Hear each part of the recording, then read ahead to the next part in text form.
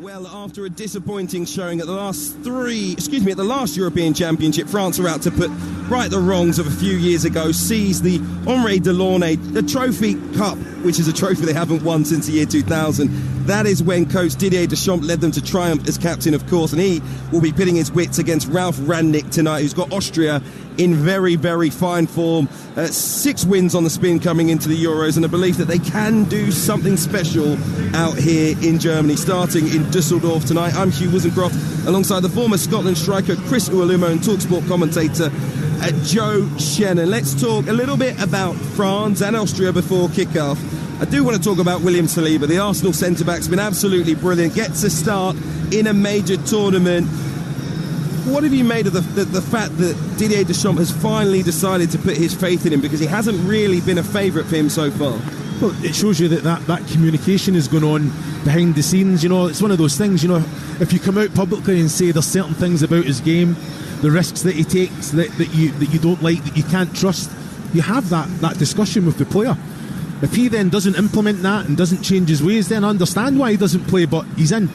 You know the lift that this is going to give Saliba. You know, I'm expecting a big performance, for the fact the confidence will be there. The manager has that faith and belief in him. He knows how good he is. You know, he's shown us throughout the last campaign how fantastic he is. So yeah, it's all about doing the things right, showing the manager that you've implemented those things, and you can tick that box. He is one of the younger names to come into the squad. There's plenty of young talent. It is a pretty changed France team. There are still some fantastic talents in the shape of Antoine Griezmann, for example, N'Golo Kanté, the remnants of teams gone by that have gone there, done it, got the T-shirt as well. You know, talk about the depth of this squad for me and the potential that they have as we reach the latter stages. The likes of Camavinga on the bench, so many, in fact, too many to list. Yeah, it's ridiculous, isn't it? Now with the qualities that they've got, you know, you're looking at the players that they've got to come in, and the quality and depth. You know, they can make 3 teams that could be competitive in the European Championships, but it's quality throughout. You know, they have an identity under Deschamps as well. It doesn't really kind of veer away from that, no matter the personnel. You know, 4-3-3, 4-2-3-1 on occasion. But it's a possession game. But you know, once it gets to that front 4, front 5, front 6, whatever the personnel, they can tear teams apart, and the opposition teams are very fearful, and rightfully so. The likes of Benjamin Pavard, Ferland Mendy, Edouard Camavinga, Aurélien Chouameni, Randall Kolo Muani, Ron Zaire, Emery, Kingsley Coman, Bradley Barcola, Ibrahima Konate. There are so many great players, not even in the starting lineup here tonight, and that might be the difference between France and most of the other teams at this competition. How do you get the best of a team with so much talent? I think some will say, have a quick look at the right-back area. Jules Koundé, to be honest, has played a lot there for his club this season. That has massively helped. He's always pretty solid. He's a very talented player, but he isn't a natural right-back. Is that where you would try and target France? Well, I think you will. You know, I think that's what Austria will do this evening. You know, I think the way that I think, like you say, has played a lot of games there. Barcelona this campaign, performed well, has an understanding what the offensive qualities of the position, but defensively as well. But when we talk about Austria and their high press and high intensity, it's going to be really interesting, because even though Rangnick sets them up, organised, that perfect press, when you're brave and composed in possession, you get those passes in. Even the perfect press has to stand back and respect that. So we all know the quality and depth that France has got, the technical ability. They can keep the ball no matter how well they're being harried. He's kind of held up as the inventor of Geigen press. It's what worked so well for Jurgen Klopp in his time at Liverpool. He tried to bring it in at Manchester United. I think he asked the players to work too hard. We know they don't fancy that at United, so it was never going to work, really, was it? Well, to do that and to press, you have to be very, very fit. You know, very kind of the structure of it, and that's with and without the ball. But you can see the way that the players have been speaking and very focused. Got that, like you said, that tingling in the belly, itchy feet, as they say. They know that they've got their game plan. It's about putting into action and not playing the occasion, going out there, doing what they know they can do. You know, they've won defeat in the last 16, dating right back to November 22. They've scored in the last 17 matches consecutively. So it's going to be It's going to be a hard ask for France. They're not going to have it all their own way, but they do have that quality in individuals and collectively. A couple of those individuals, Marcel Sabitzer, formerly of Manchester United, Konrad Lehmer of Bayern Munich as well. What impact would you be looking for them to have on the game? No, well, offensively, I think when they go and play that high press, that's where the energy comes. Grillit's in behind that information to say, let's go, we can go, not as ones and twos, but as a group. The defensive line will be stepping up. But Sabitzer he's taking that role on as captain. You've got to remember, big players, Alaba, Schlager, they're important players, that core, that spine of the team. These players have really kind of come in and stepped up. Baumgartner as well scored 5 in his last 5. They have quality. They've got creative players that can go and score, but first and foremost, that work ethic. Tenacious, go and chase everything, can tackle, be aggressive, and that's the messages coming out of the Austrian camp. It's going to be about temperament as well for Austria, isn't it? Because it's a big game for them. Now you're at a European Championship and you're taking on France. We don't want them to be bedazzled by the great talents that they're up against. I'm sure they won't be, or the occasion either, but to relax, and I know you'll like this, Ralph Rangnick actually took the squad to see Rod Stewart in concert a couple of days ago. So they will be nice and relaxed going into this one, won't they? But that comes with experience. Okay, they've qualified for the last 3 European Championships consecutively. They won in the last one 3 years ago. That's where they get the first win, get into the round of 16. There's that. From that you get so much experience, but they have to take it one step further, and it's so important, like you say, the occasion coming out. You don't want to be caught in the headlights. We were talking a little bit earlier on about Kylian Mbappe, the importance of sport, the power of sport. We're just seeing pictures of him in the tunnel. He's incredibly relaxed. He's been absolutely mobbed by every single one of the mascots. They've all got pens ready. They want their little mascot shirts signed by Kylian Mbappe, and he's taken the time to sign each and every one of them. Well, I asked you spoke about the political thing. Do you think that brings extra pressure on Mbappe to go out and do it tonight? Tonight, absolutely it does. All of France will be watching. Put your money where your mouth is. He's done so much. He has done so much. In terms of a France shirt, in terms of the quality that he's shown for Paris Saint-Germain, and he will go on to win more with France and with Real Madrid. But when you make statements like that have the possibility, I don't want to get too political, of dividing people back home, tonight's his night to unite them once again. Yeah, but you've got to remember, this is Mbappe we're talking about. This pressure and expectation is on him every single time he crosses that white line. This is no different from any other game. It still adds pressure. It still adds pressure. Yeah, pressure that he can handle and deliver. You wade into the political sphere and it still adds pressure.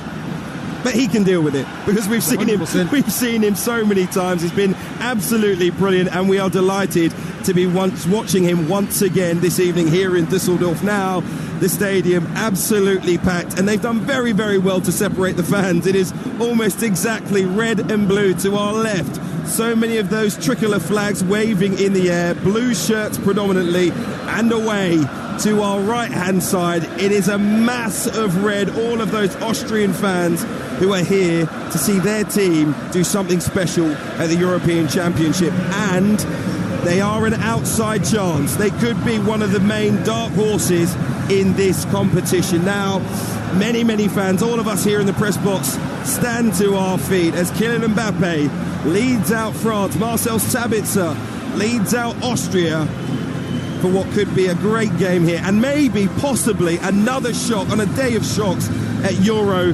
2024. There's a huge Austrian flag away to our left and a huge France flag away to our right. Very quickly, Chris, what are you expecting to see in this first 45 minutes? Well, I'm expecting to see goals, and I believe both teams will get a goal in this first half. I think the way that Austria go and press, can they force the error in that attacking third and then capitalise on it? Yes, they can. And now everyone stands for the national anthems. We begin with France, with Le Marseillaise.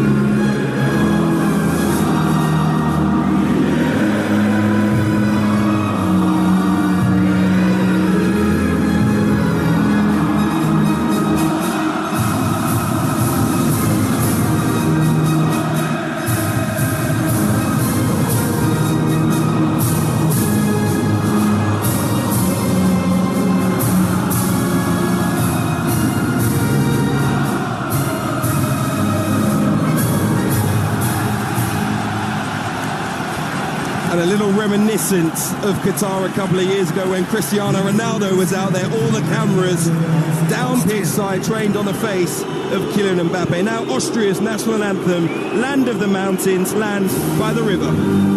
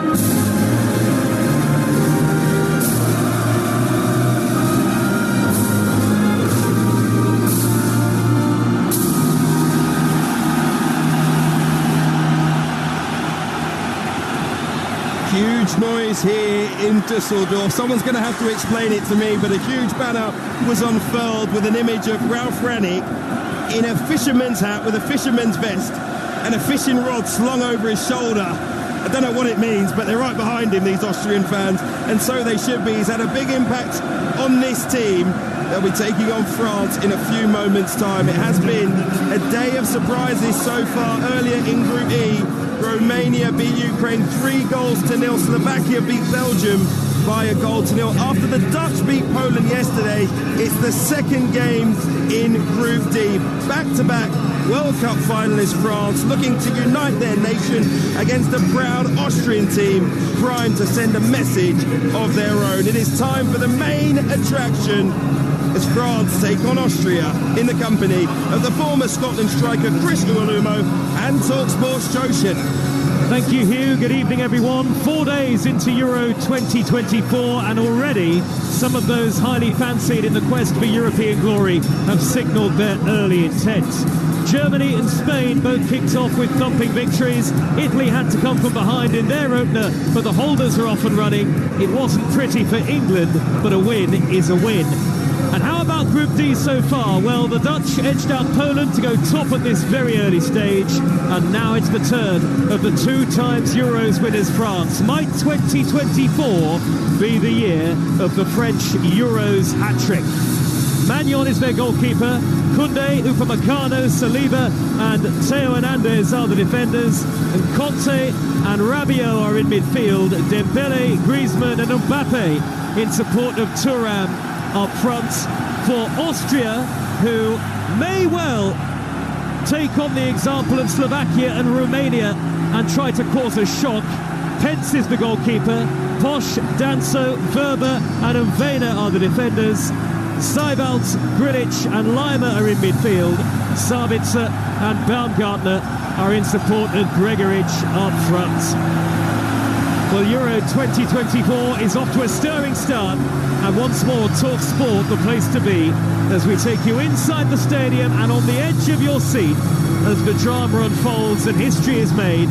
French expectations as high as ever, but Austria have waited a long time for this evening and they are determined to bring their excitement onto the field. Every game live and in full on the network, and Austria from right to left in red shirts, white shorts and red socks are about to get the game underway here in Dusseldorf, where the skies are still bright, the floodlights are on.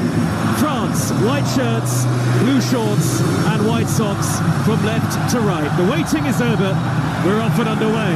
Live on Talksport, one of the games of the tournament so far, as Florian Grilic immediately scoops the ball high downfield, and Hernandez, the French left-back, is there to clear it out of play.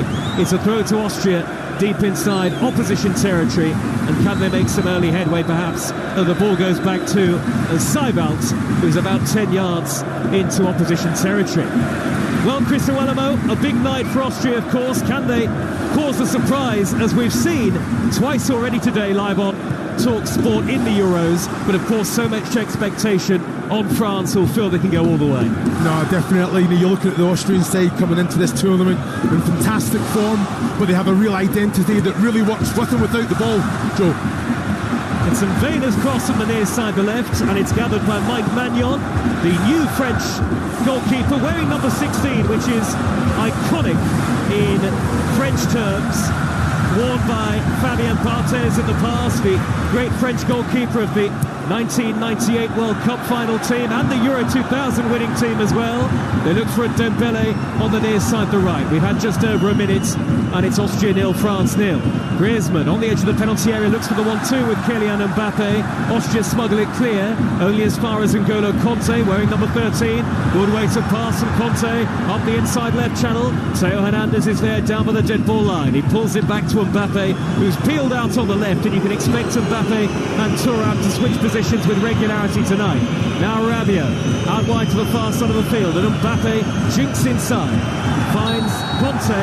Mbappe was clipped, and that's a free kick to France, about 30 yards from goal, left of centre, 0-0. So good with the ball. France playing out from the back there under a very good Austrian press as well. You know, Koundé, calm as you like, little dink over the top for Dembele to go on the end of. You know, Austria then come back, very compact. Distance between the lines were good.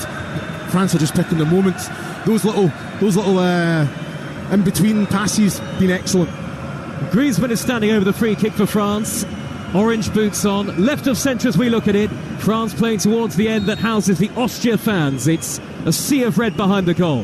Griezmann left-footed in towards William Saliba. Good header away.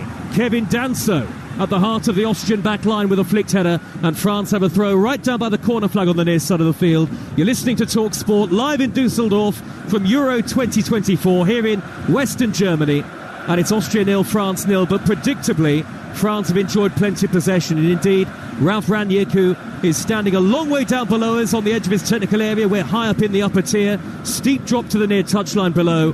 He did say before the game, Rangnick, Chris, that Austria will expect to have a lot of time where they're going to have to sit out of possession. Yeah, and they have to be disciplined in that as well. You know, I think they have to be aggressive on the front foot, but it's so important they don't give away silly fouls, pick up silly bookings. It's so important they keep all men on the pitch.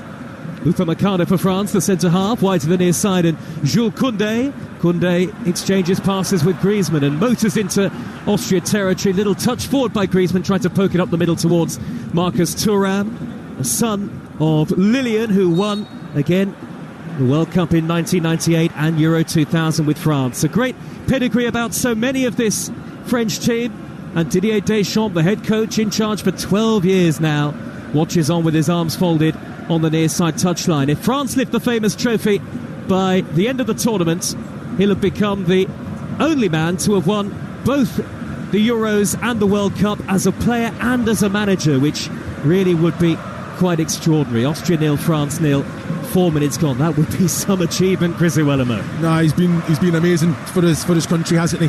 He's come in, he's transformed France into this force that's feared around the world. You know, I think he's implemented his style, which, to be fair, gets some criticism as well, but he's strong in his views and the players believe in him.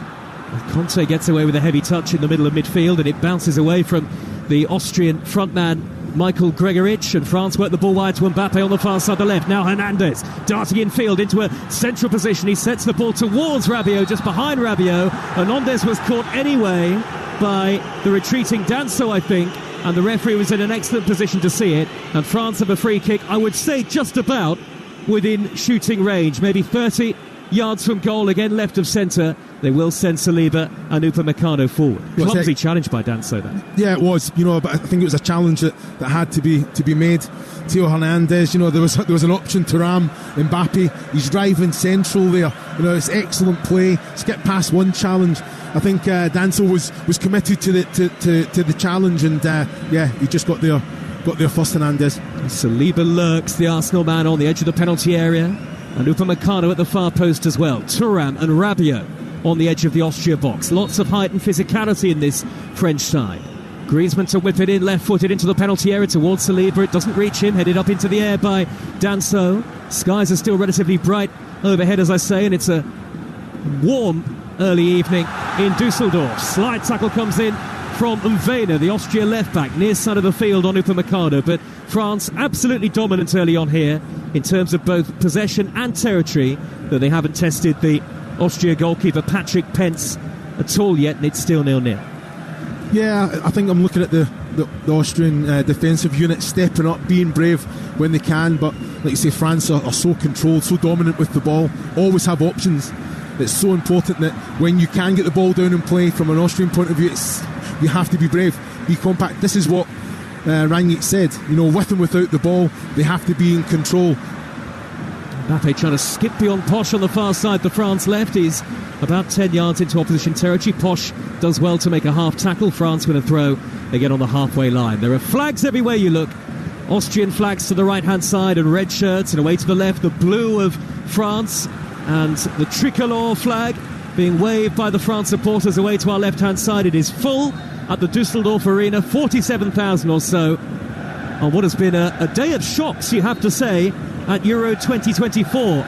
Romania 3-0 winners over Ukraine, and then also in Group E, Belgium 0, Slovakia 1 for the surprise result of the tournament so far. Good footwork by Thuram for France, marauding in field away from 2 in red, but then he fouls Danso, and Austria have a free kick midway inside their own half of the field. We haven't really seen Austria on the ball very much yet, but make no mistake, they had a great run of form coming into this tournament. Not lost in their last 7, Austria. Last defeat was back in October, and even despite the injuries they've had, Chris, they will believe they can cause another shock tonight. Yeah, they've lost some important players, that kind of core, the spine of the side, but big players have stepped up. Sabitzer, who, again, I think he's the one that organises this press. When he goes, everyone else goes, and at the minute they're not really in that transition, not really winning the ball, but they're really forcing the issue with France, making sure that they're moving it quick. Chris Iwelumo, our Scotland commentator. Chris and I will be on the train with Hugh to Cologne tomorrow ahead of Scotland's game against Switzerland on Wednesday night live on Talksport. Must win for the Scots, you feel that.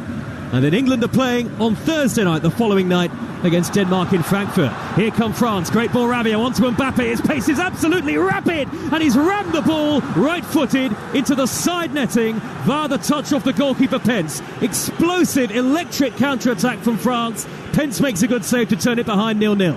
Yeah, it's an excellent ball in behind Rabiot, and you know what, he's onside there. Mbappe takes his first touch towards goal. The opportunity is always going to come. He's trying to give Pence the eyes, to thinking he's going to the bottom right hand corner, and he just whips it close to the near post. It's a great save, by the way, from Pence. Strong hand there from the Mbappe shot. Corner's taken short to Dembele on the corner of the penalty area, back out wide where Griezmann delivers high to the 6-yard box, and Pence makes a good take. And that's a couple of really confidence boosting moments for Patrick Pence in just his 7th international cap. Danso's gone down, by the way, and the referee might have to stop the game momentarily. Danso, the Austrian defender, is still on the pitch, but big moment that for Patrick Pence in goal. And he passed the test, Chris. Yeah, he did. You're spot on. I think it instills confidence in himself, but his defensive unit as well, knowing that their goalkeeper's going to come out, both hands, be very competent, and like you say, just slow it down. It's so important. The goalkeeper dictates the tempo of the play sometimes, but I just need to see a little bit more from Austria with the ball. So 9 minutes played, and it's Austria 0, France 0. Austria have possession. Danso back on his feet, quickly back to the goalkeeper Pence, and now Danso once more, almost operating in the right back position at the moment. Forward to Konrad Laimer of Bayern Munich, and now Danso again, having to turn away from Thuram and finding Grilic, the deep-lying midfielder. Floats an intelligent ball high up the inside right channel. Sabitzer is after it, but William Saliba is there to sweep up with that nonchalant air that he has. Great confidence about Saliba of Arsenal. And then a shove in the back of Rabiot, and a free kick for France in their left-back position. Quickly they go back to goalkeeper Magnon, and at the moment Austria aren't able to retain possession really at all. I don't think it was a bad ball in behind. You're looking at Gregoric there. He is that outlet trying to stretch the pitch, but it's a difficult ask when you're up there on your own. a little bit more on the ball down that right hand side, possibility that he's getting onto it.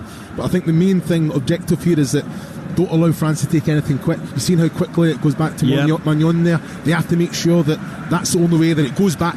They can't play forward. Well, there are some good attacking players in the final third for Austria, we know that.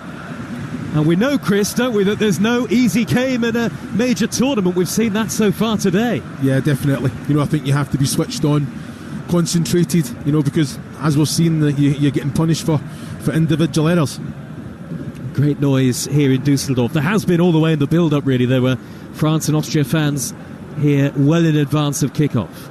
Here is Werber of Leeds United, spent last season away on loan in Germany at Borussia Mönchengladbach, out to the left-back position where Florian Grilic is standing. He'll roll the ball back to the feet of the goalkeeper, Pence. A short-sleeved shirt, and now Danso emerges with possession, finds Seibert, and they work it quickly towards Baumgartner on the halfway line, immediately surrounded by the white shirts of France, but Austria have still got possession. Good football from the Austrian team, probably the longest spell of possession that they've had in the 11.5 minutes so far. Still goalless on Talksport. Little touch by Grilic. He gets the return ball from Baumgartner. And now Seibert right to the near side of the field from Lima to find Mvena, the left back. And Mvena's right-footed in, swinging cross. And Posch coming into the far post, the other full-back. And the header took a big deflection off Theo Hernandez, looped into the air. And Magnon, the French goalkeeper, is there to gather. Yeah, it was excellent play, wasn't it? From Austria as they're coming up there. You're looking at Blumengata, Sabitzer, all linking up. And then... and when they come in with the ball, but got to say Magnon, good strong hands, come out and claims it.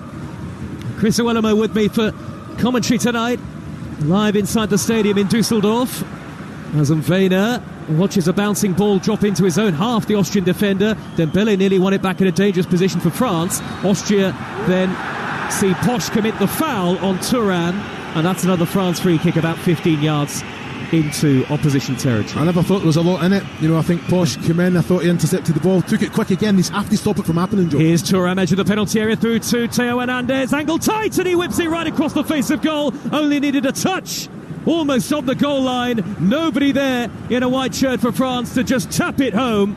Hernandez with a driven ball right across the goal line, but nobody there to make it 1-0. And it was a cross, wasn't it? You're looking at Hernandez, it's excellent play, a little bit of link-up play, a little give and go as well. The way to pass was excellent, but that's where someone has to break their neck to be. A yard from goal, just make any contact, you're putting in the back of the net. And Chris, as a former striker, you know that yourself. Have you recovered, by the way, from that opening game? We'll be all right, won't we, for Wednesday? I knew you'd bring it up, Joe. I knew you'd bring it up. Oh, we're a team, though, and we're looking forward to it. Oh, we are. Watching Scotland on Wednesday night in Cologne, live on Talksport against Switzerland. Must win for the Scots. England on Thursday night play Denmark. On Thursday evening, 5 o'clock kickoff, that'll be in Frankfurt. Again, live on Talksport. Portugal get their campaign underway against the Czechs tomorrow in another live commentary that will bring you all 51 matches of the Euros. Will be live with us. Talksport and Talksport 2. Make sure you download the app to be across everything. Throw to Austria, far side of the field, midway into French territory on their right-hand side. They're attacking the end that houses most of the France fans. Baumgartner peels away up to the edge of the penalty area, and a layoff from Gregovic to the edge of the box, dinked wide by Grilic, right to left towards Mvena, doesn't reach him, header away by Koundé. Now France on the counter-attack. The ball is swept over halfway, carelessly by Dembele. And far and away overhit. No way that Griezmann was going to get anywhere near that. He was about 20 yards from the ball in the end, and Austria able to sweep up and win possession back. And Austria, after a slightly nervy opening few minutes, nearly a quarter of an hour gone, and they're starting to enjoy some possession in the game, Ralph Rangnick's team. Yeah, they are. I think using the ball well. They've always got that option, both channels, trying to hug the line. I think they've got it's Danso on the ball there that's tried to play the ball out to the left channel here, but overhit. But did you see that little back heel from Griezmann there? Just took three. Silky, Austria, it was outstanding. Some of the deft touches of these French players are lovely to watch. Here's Lima for Austria in a dangerous position, but there was a foul on Mbappe earlier on. It did look like a foul. Danso all over the back of Mbappe, and he's got to be careful, the centre-half. That's twice already Kevin Danso has committed clumsy fouls on his major tournament debut, and Well, maybe that was his last warning. It's intelligent play from Mbappe there. You know, he's running, he sees the flight of the ball, and then he just stands, he stops still and backs in. You know, Danzo's reading the ball as well, and he's coming. It's a hard one for the defender to try and negate and get round Mbappe there. Manuel, the French goalkeeper's got possession under pressure from Baumgartner. Threads the ball to his left, and Saliba, lovely footwork by Saliba, jinking in field away from Sybont. And now here come France. Over the halfway line is Griezmann to find Dembele, right in front of the French dugout. He's one-on-one with Mvena. Dembele accelerates towards the corner of the penalty area, and he's chopped down by that lunge from Verba. And that's a yellow card, a clear foul. Really did dive at Dembele there. Max Verba, the centre-half.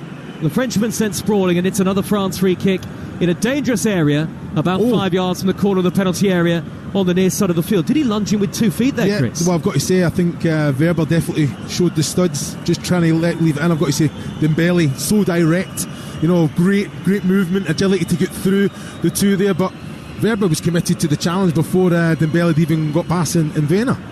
We've got to be careful, Austria, and I'm sure Ralf Rangnick will be really concerned about the amount of free kicks they've given away in the defensive third so early on. 16 and a half minutes gone, Austria 0, France 0.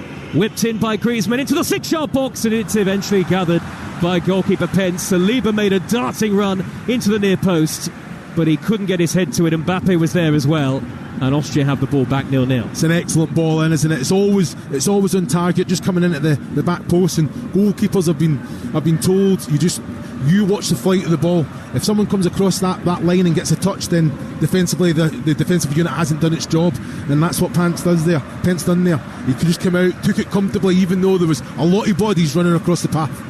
Here is Danso for Austria at the other end, inside the other half of the field, away to our left, the France half. Early ball in by Poch, high towards the near post, and it's cleared away by Upamecano on the volley for France, authoritatively out of defence.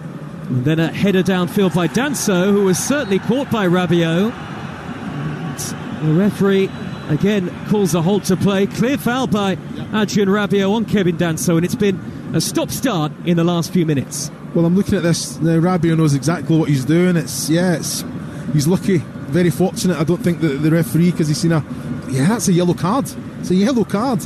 Had no intention of going for the ball there. Well, he's not given it, has he? Referee Jesus Gil Manzano is the referee from Spain. Austria take the free kick quickly, but again the referee's not having any of it. They're going to have to go back to where it was originally meant to be taken from. Danso now up to Poch, the right back, far side. Early ball in, blocked by the back of N'Golo Conte, who plays his football in Saudi Arabia nowadays.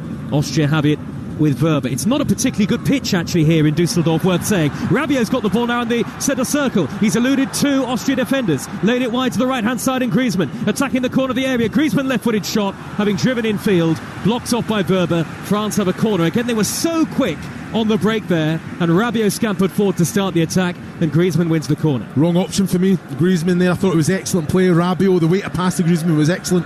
But when you've got Dembele coming round your outside there, you just got to commit the defender, and then the way to pass, little reverse one into the path of Dembele, and he's getting an opportunity to goal, or he can even give you it back. You know, a little give and go from Griezmann there would have been perfect. 2 centre-halves forward for France, so too Thuram and Mbappe lurking at the back post. Rabiot is there as well now, joining the pack. Austria with everybody back behind the ball. Griezmann's left-footed in, swinging corner, flicked on by Upamecano and headed away from the edge of the 6-yard box. And now Koundé with a cushion header back to the halfway line, and Conte rolls the ball all the way back to goalkeeper Magnon, and France will have to begin the attack again. Well, the touch from Upamecano was just to the back post. I think if he got a little bit more on it and steered it goalwards, you know, that's causing a lot of trouble for Pence there as well, because there's a lot of pace on the cross, Joe.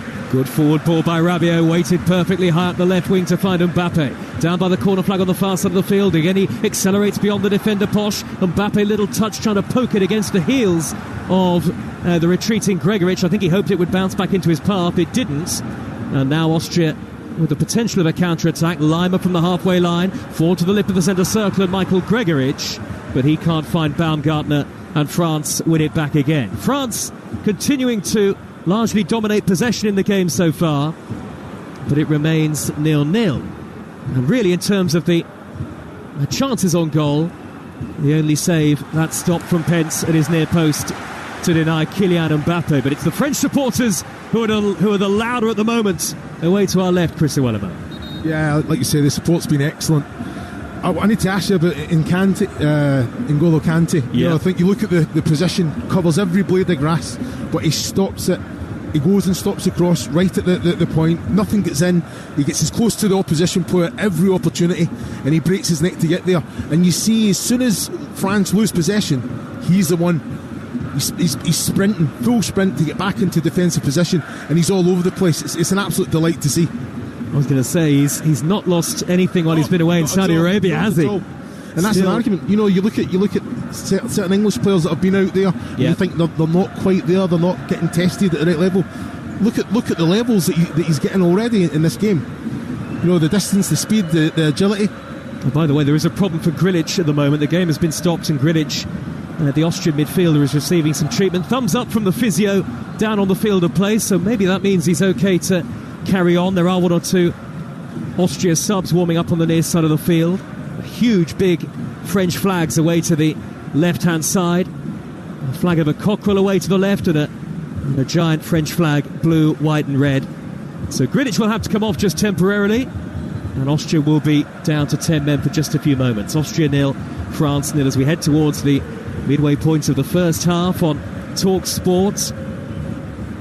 And our coverage of Euro 2024 will continue, not just in terms of the live commentaries, but our daytime shows live in Germany, including the likes of White and Jordan from 10 till 1 every day, live on location. You can watch that on our YouTube channel, and on Talksport.com there's a live blog of every England and Scotland game across the course of the tournaments, including Adrian Durham's infamous player ratings at the end of each game. Here is Danso for Austria. The game back underway after that stoppage for the injury to Grilic, who is now back on the field.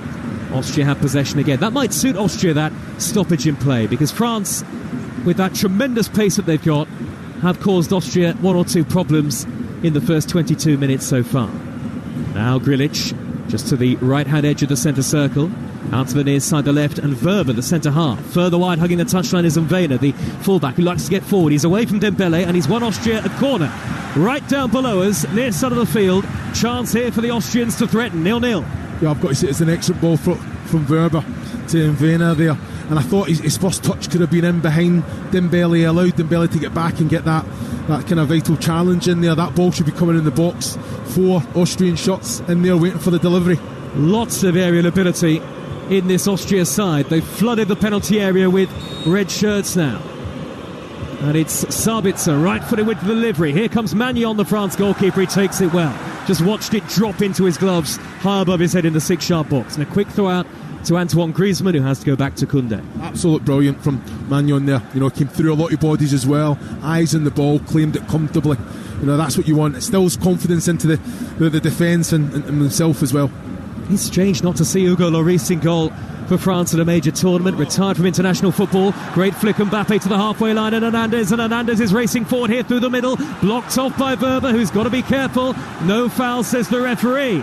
And Danso plays the ball clear. You forget the extraordinary speed that Theo Hernandez has got on that far side, the French left, and he, in combination with Mbappe, is a terrifying prospect for any opposition defender. Yeah, I thought Verba was a lucky man there. You know, I thought Hernandez possibly just lost control of the ball just before the challenge came in from Verba, but it was still only a metre or so away from him, so surprised it wasn't given. Baumgartner for Austria into the penalty area, taking on Koundé, goes down. Koundé made a half tackle, and Upamecano had to hoist that clear hurriedly before Konrad Laimer could reach it just inside the France box. Now Conte forward to Griezmann, just shy of the halfway line, and Griezmann slows it down. Back to the left-back position, and Hernandez, and now Griezmann again from the halfway line. Pings a lovely, delightful crossfield ball.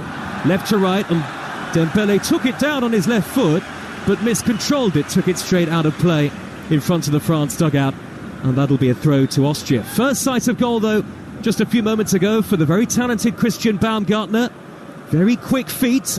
We've seen him score a couple of super goals of late. In fact, he's scored in each of his last 5 international appearances. Posch crosses from the right for Austria. That's blocked off by Hernandez, and it's an Austria throw down by the corner flag. Chris Iwelumo, 0-0. Austria getting a little bit more of a foothold in the game, getting into good areas, both flanks. what I will say, if I'm going to be overly critical, that ball needs to come in. I thought Baumgartner, as soon as he gets in the 18-yard box, as soon as he moves it to the right, can he let one go? Joe, he's took an extra touch, allowed the defensive opposition players to get close to him and get that challenge in.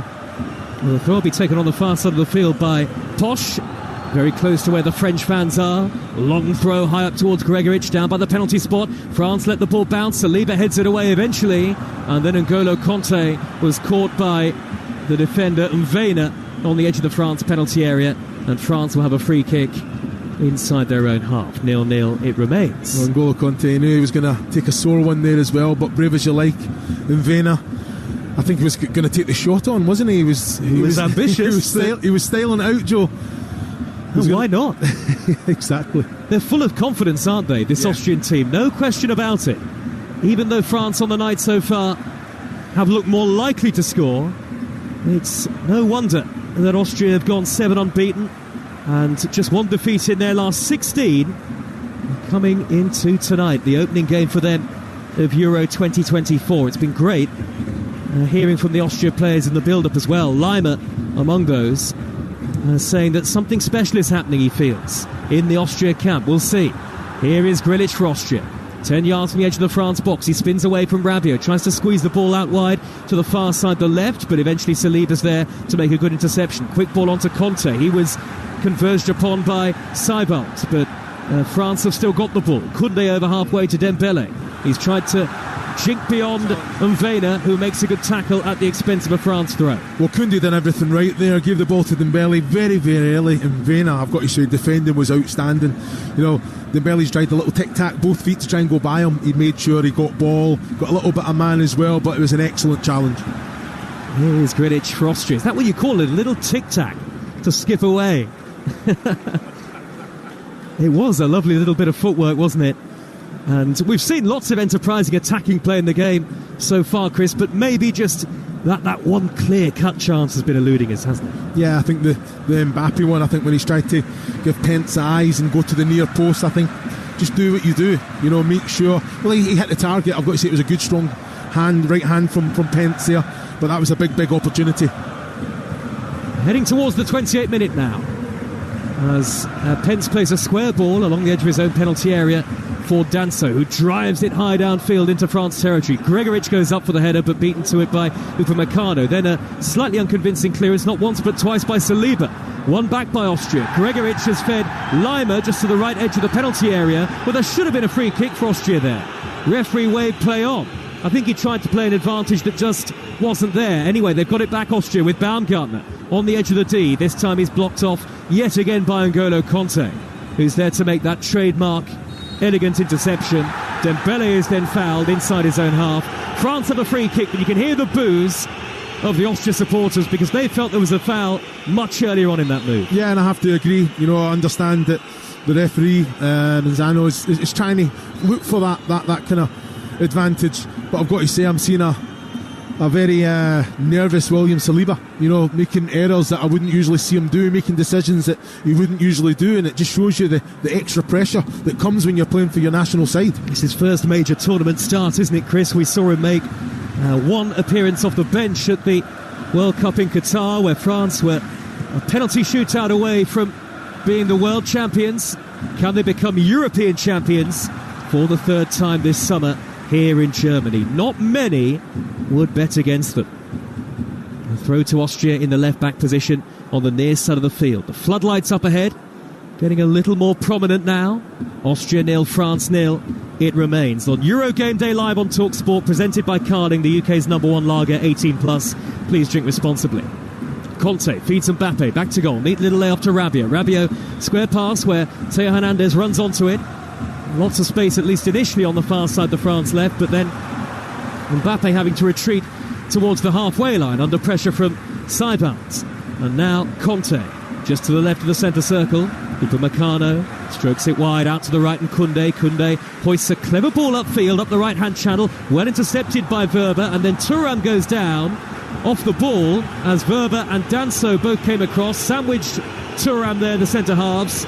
And Thuram's gone to ground straight away, and sportingly Austria put it out of play. What did you make of that, Chris Iwelumo? Well, it's Danso that's Yes, he knows exactly what he's doing. He's just blocked him off, hasn't he? Blocked him off. He's not touched the face. I've got to say, I don't know why he's going down holding his face. That's a little bit embarrassing. Well, Didier Deschamps was out of his position in the dugout, arms outstretched, the French head coach. And I think sensibly nothing given by the referee. Thuram back on his feet, and Austria will get the ball back. It is a free kick, but what I don't like to see is Thuram going down holding his face. Look, there's VAR. You're not going to get a player sent off by feigning the hit to the... No chance. We've got monitors in our commentary position so we can see exactly what was happening. Nowhere near the face of Marcus Thuram. Austria supporters bouncing up and down behind the goal away to our right-hand side. Lots of red and white flags behind that goal. Throw upfield by Mvena up to the halfway line where Baumgartner's waiting. Tries a little 1-2 with Sabitzer, the captain. Shrugged aside by Rabiot, who wins it back for France very quickly and with great authority on the halfway line. Now Saliba strides forward. Conte is doing his laces up in the middle of the pitch, would you believe it? A pitch that isn't perfect. I mentioned that earlier on. It's been relayed 4 times in the build-up to this tournament here in Düsseldorf. You can actually see where it's a bit bobbly from where we are, Chris. Yeah, well, we were walking around doing our pitch walk with Sal yesterday. We did. You could actually see how lumpy it was, wasn't it?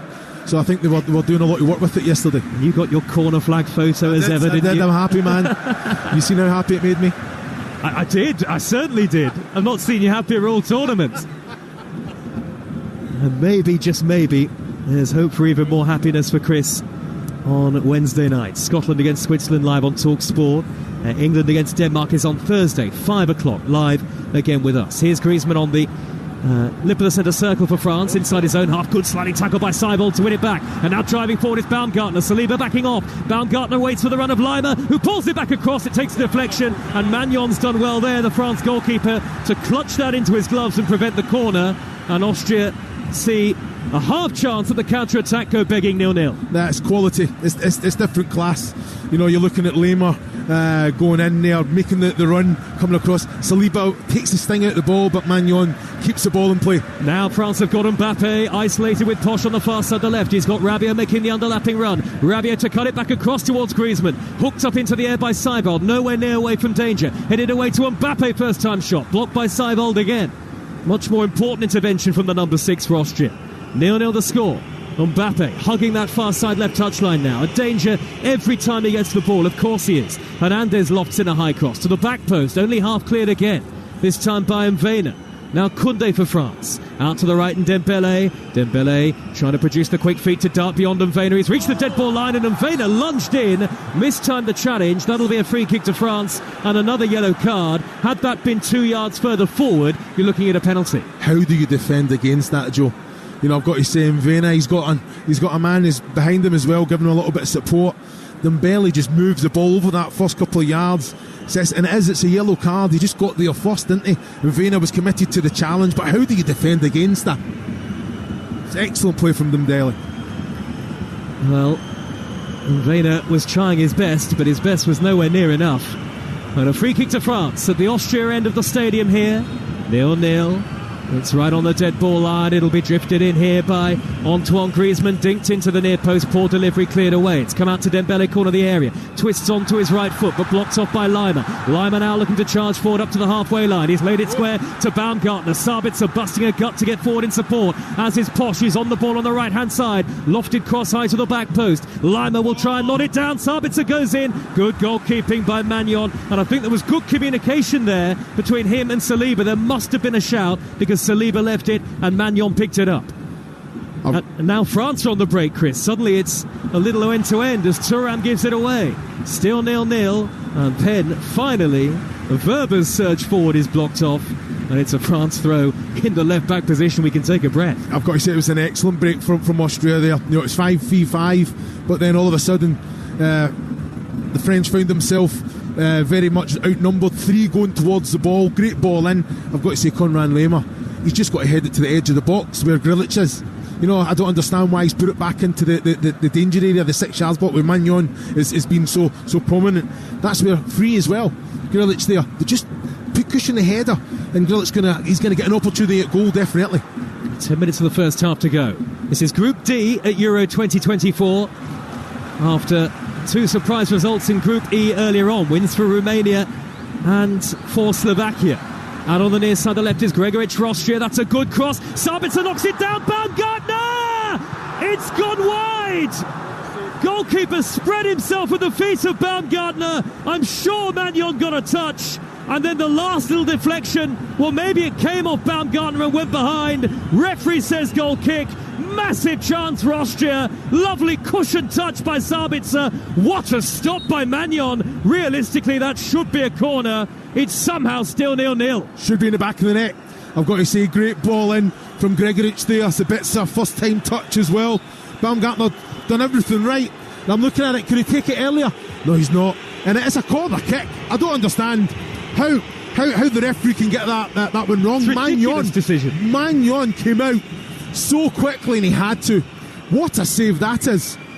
With the form that Baumgartner on as well, that should be in the back of the net. Huge opportunity. Looking to score in 6 successive games for Austria tonight, which would be an all-time national record, Baumgartner. But what a save, as you say, Chris, from Magnon on his major tournament debut. And now at the other end, France have won a free kick midway inside the Austria half. That is the best chance of the game so far, and Austria showing exactly why they are considered by some to be dark horses here in Germany this summer. Out on the left for France, meanwhile, is Thuram, corner of the penalty area, trying to wriggle away from both Lima and Posch. Nearly did so. Posch in the end stood tall, and now he's got to try and shepherd the ball out of play here, the right back. Thuram at his back, and he's done well actually there, has Stefan Posch of Bologna to win a throw in the right back spot. Well, what a moment that might have been for Austria and for their head coach Ralf Rangnick, who's done that amazing thing of becoming a German head coach loved by Austrian supporters, and he's got them really giving France a game here. Well, I have to say, I think in the presser as well, he said about those opportunities that come in games like this. Now, it's important. That's a massive... There was a massive chance missed, wasn't it? France are just on the attack with Dembele. Right-hand edge of the penalty area. This time he's blocked off by Mvena. Mvena left-back position. He's very nearly giving it back to Dembele. He has. Down by the dead ball line. First time cross is blocked. Dembele holds up play. Wide to the right, Mbappe. Mbappe driving down the right-hand side. He's skinned Mvena. He's whipped it back across. It's an own goal! France score first. It's in off Ferber. And Mbappe did so much of the hard work. Mvena just didn't want to dive in. Mbappe skipped beyond him with consummate ease, whipped it back across, and the unlucky Verba there to head it beyond his own goalkeeper. And France, in part thanks to their main man, are off and running at Euro 2024. Austria 0, France 1. Well, Mbappe just stays out on the right-hand side this time. I tell you what, he gets past Mvena too easy in my opinion, but he is in the box over those couple of yards. He just takes that extra little touch. Has to be better defending there. And I've got to say, Verba, he's got in the right position, but he basically head the ball back from where it came from. I don't understand why he's actually got behind. I'm looking at it again on the monitor. Oh, he's took his eyes off the ball. He's put his head down. Was there a slight deflection off Kevin Danso as well? And I think that might have just kind of put Verba off there, but still keep your eye on the ball there. He's not under great pressure there, Max Verba, and somehow facing away from goal, he's diverted it the opposite way. Into the bottom corner, downward header. If you're a centre forward, it's the best kind of header you could produce. No, coming away from goal as well. You know, a lot of work to do there as well. Fantastic header into the bottom left-hand corner, but never take your eye off the ball, Joe. Never take your eye off the ball. Well, for France, it's the best opposition touch they'll see at the Euros. And they lead by a goal to 0. And of course Mbappe, who is yet to score a European Championship goal himself, had to be involved. And you could just see that Mvena, on a yellow card, he knew he couldn't dive in. He knew he couldn't make a lunge, and France lead 1-0 live on Talksport. We're in the 40th minute now. Grilic has gone down again for Austria, second time in the game. And Sabitzer and Gregovic lead the appeals towards the referee. They think there should be more punishment there for N'Golo Conte. And again, looking at the slow-mo replay on our monitor, I think they're right. I think he has given a free kick, has he here, the Spanish referee? Possibly not. But it is 1-0 to France on Euro Game Day Live on Talksport, presented by Burger King. Bring home the ultimate food satisfaction. Get your favourites delivered now. Turkey against Georgia tomorrow in Group F. Portugal against the Czechs follows that. That's live on Talksport. Portugal fancy to go deep in the tournament by many. Then on Wednesday, Croatia against Albania on Talksport 2. Germany against Hungary at 5 on Talksport, followed by Scotland against Switzerland in Cologne. On Thursday night, England against Denmark at 5. Again live on Talksport. The ball is in France territory, in Austrian possession. Verba, whose own goal separates the two teams, tries to thread it right along the left-hand edge of the penalty area, and Jules Koundé, the right-back, is there to see it behind. And it's a goal kick to France. 4.5 minutes of normal time remaining in the first half. And the unlucky Max Verba will be replaying that own goal in his mind over and over again. I think Jules Koundé has been outstanding on this right-hand side defensively. Sound, getting up every opportunity as well, but has a real understanding of that position. Something that's troubled the French for a good period of time now as well. Good ball by Danso out to the right for Posh, and the underlapping run is from Lima. Lima tries to pull it back across, and there was William Saliba in front of the France fans to turn it behind for Austria's second corner of the game. That, by the way, the longest wait for an opening goal in a game at the tournament so far. 38 minutes. I think the average before that own goal from Verba was about 14 for the opening goal of the game in the previous matches that we've had. 7 prior to this one. Corner for Austria, whipped in by Sabitzer, outswinging. Dancer goes up for the header, diverts it away from goal, headed further clear by Koundé for France, who lead by a goal to nil. Now Lima, just shy of halfway, wins the throw of Kylian Mbappe. Will they feel a little hard done by here, Austria, do you think, Chris? Well, no, I think so. I think they've got a real good foothold in the game, created a fantastic opportunity. I think they've been very, very present, haven't they? They've been competitive. The goal, very unfortunate. But again, you have to let Mvena, he had the yellow cards. He's very, very tentative in the box. So important that you have to be disciplined and very organised, but they have had opportunities.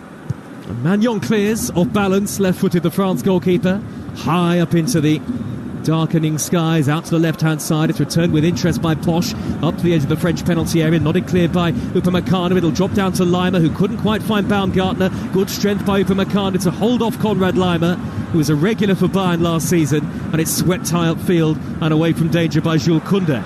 Then a downward header and a defence by Verba. There's a vulnerability about Austria now, particularly on the left side of their defence, because that's where Mvena and Verba both are. Both are on yellow cards. Now Upamecano strides into Austria territory. France leading by that own goal to nil. Out on the left, the far side is Thuram. Thuram has got Hernandez on his outside. He could pull it back to Rabiot. Rabiot about 10 yards from the corner of the penalty area. Mbappe's got space to spin and turn. Griezmann tries little 1-2, blocked off by Seibert. And now Baumgartner with his quick feet trying to stride upfield, but his touch was heavy. Rabiot trotting back to win it back. And France, who have got such a good record in recent major tournaments, reached the final in 3 of the last 4 major tournaments, are starting to show their swagger in this game now, Chris Iwelumo. Yeah, completely in control.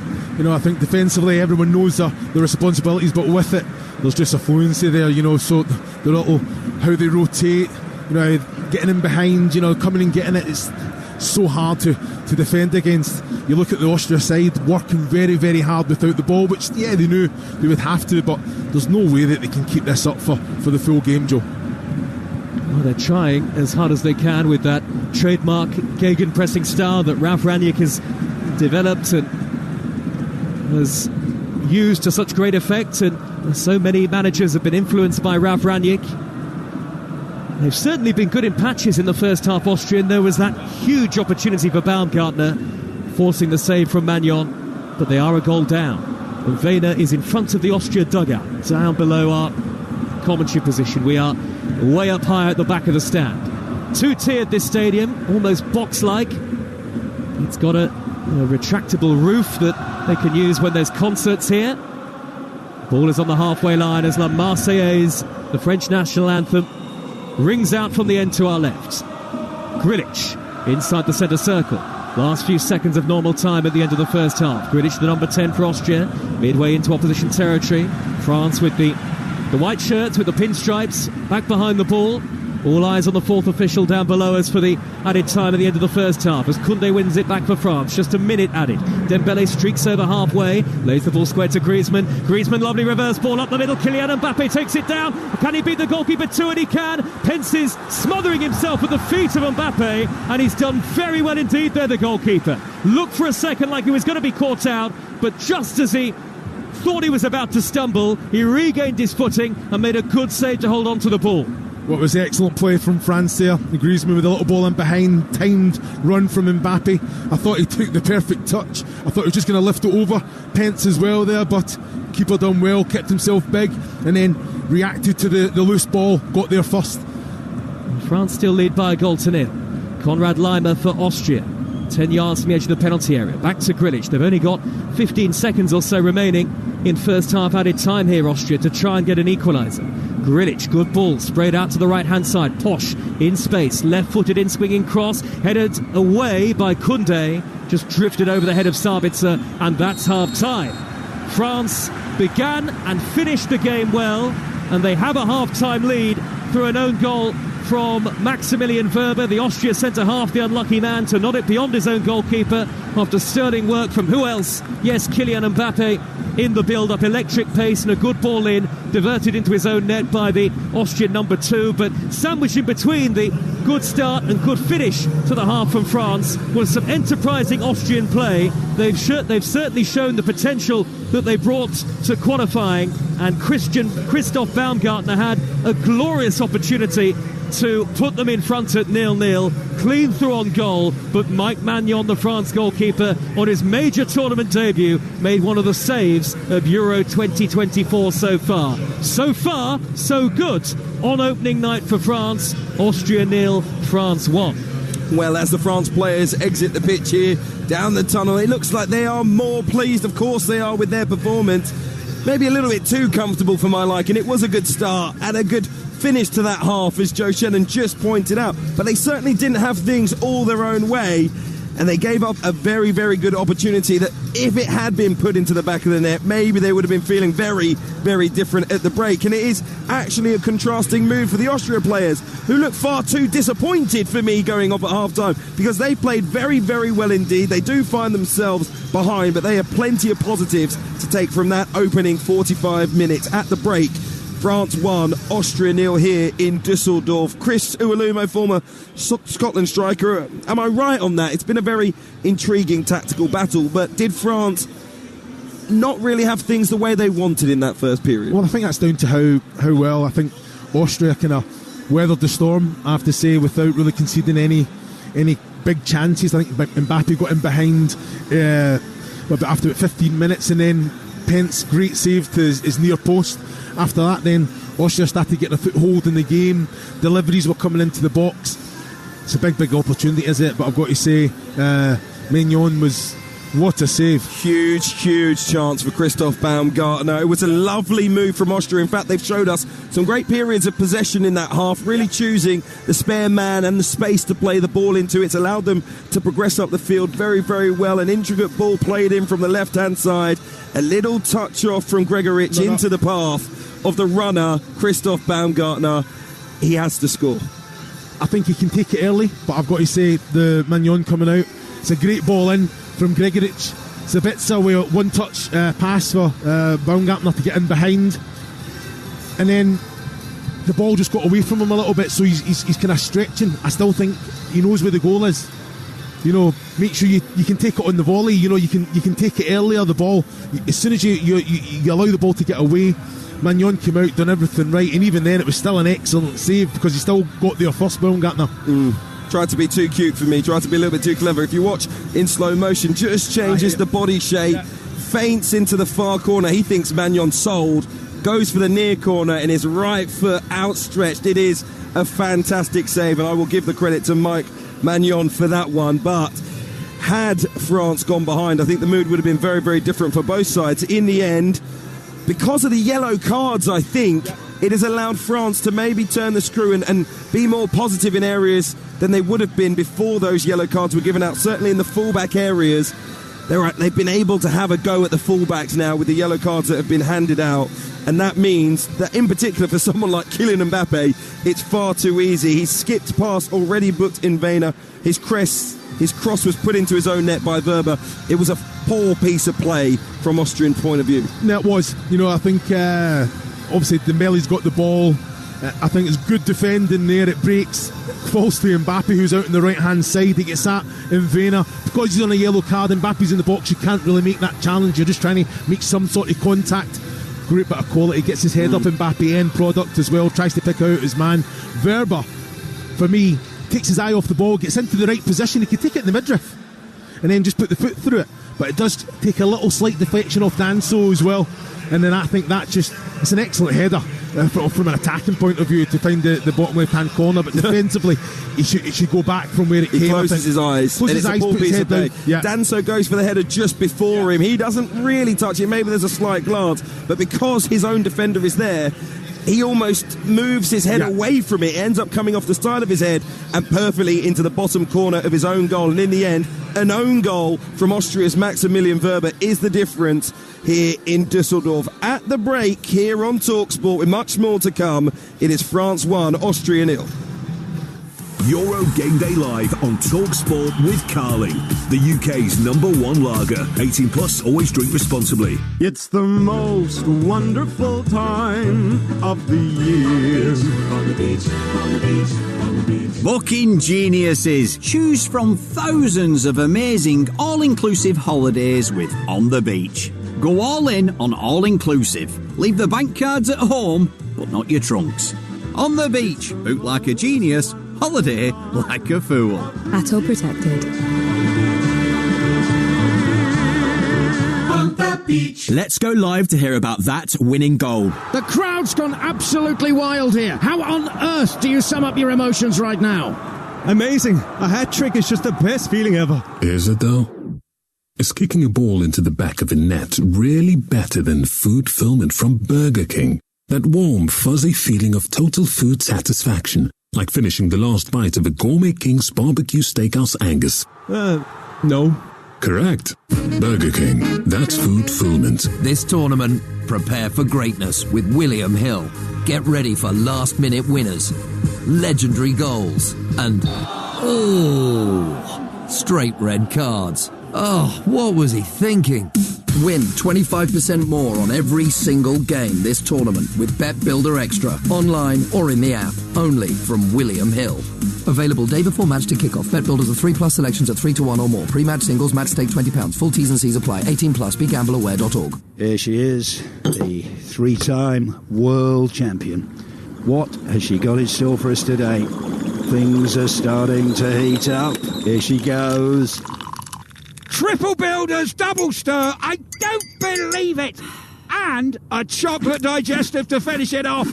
A thing of beauty, you have to say. The judges are gonna love this one. British Gas, powering home fans during this summer of sport. Create your avatar. Pwn your first nude. Enjoy your newfound power. Climb the leaderboard. Dominate the leaderboard. Listen to people scream your gamer tag. Kirsty_26. Kirsty_26. Kirsty_26. For less. Selected IKEA gaming setups are now at a new lower price, along with thousands of other products. IKEA, the wonderful everyday.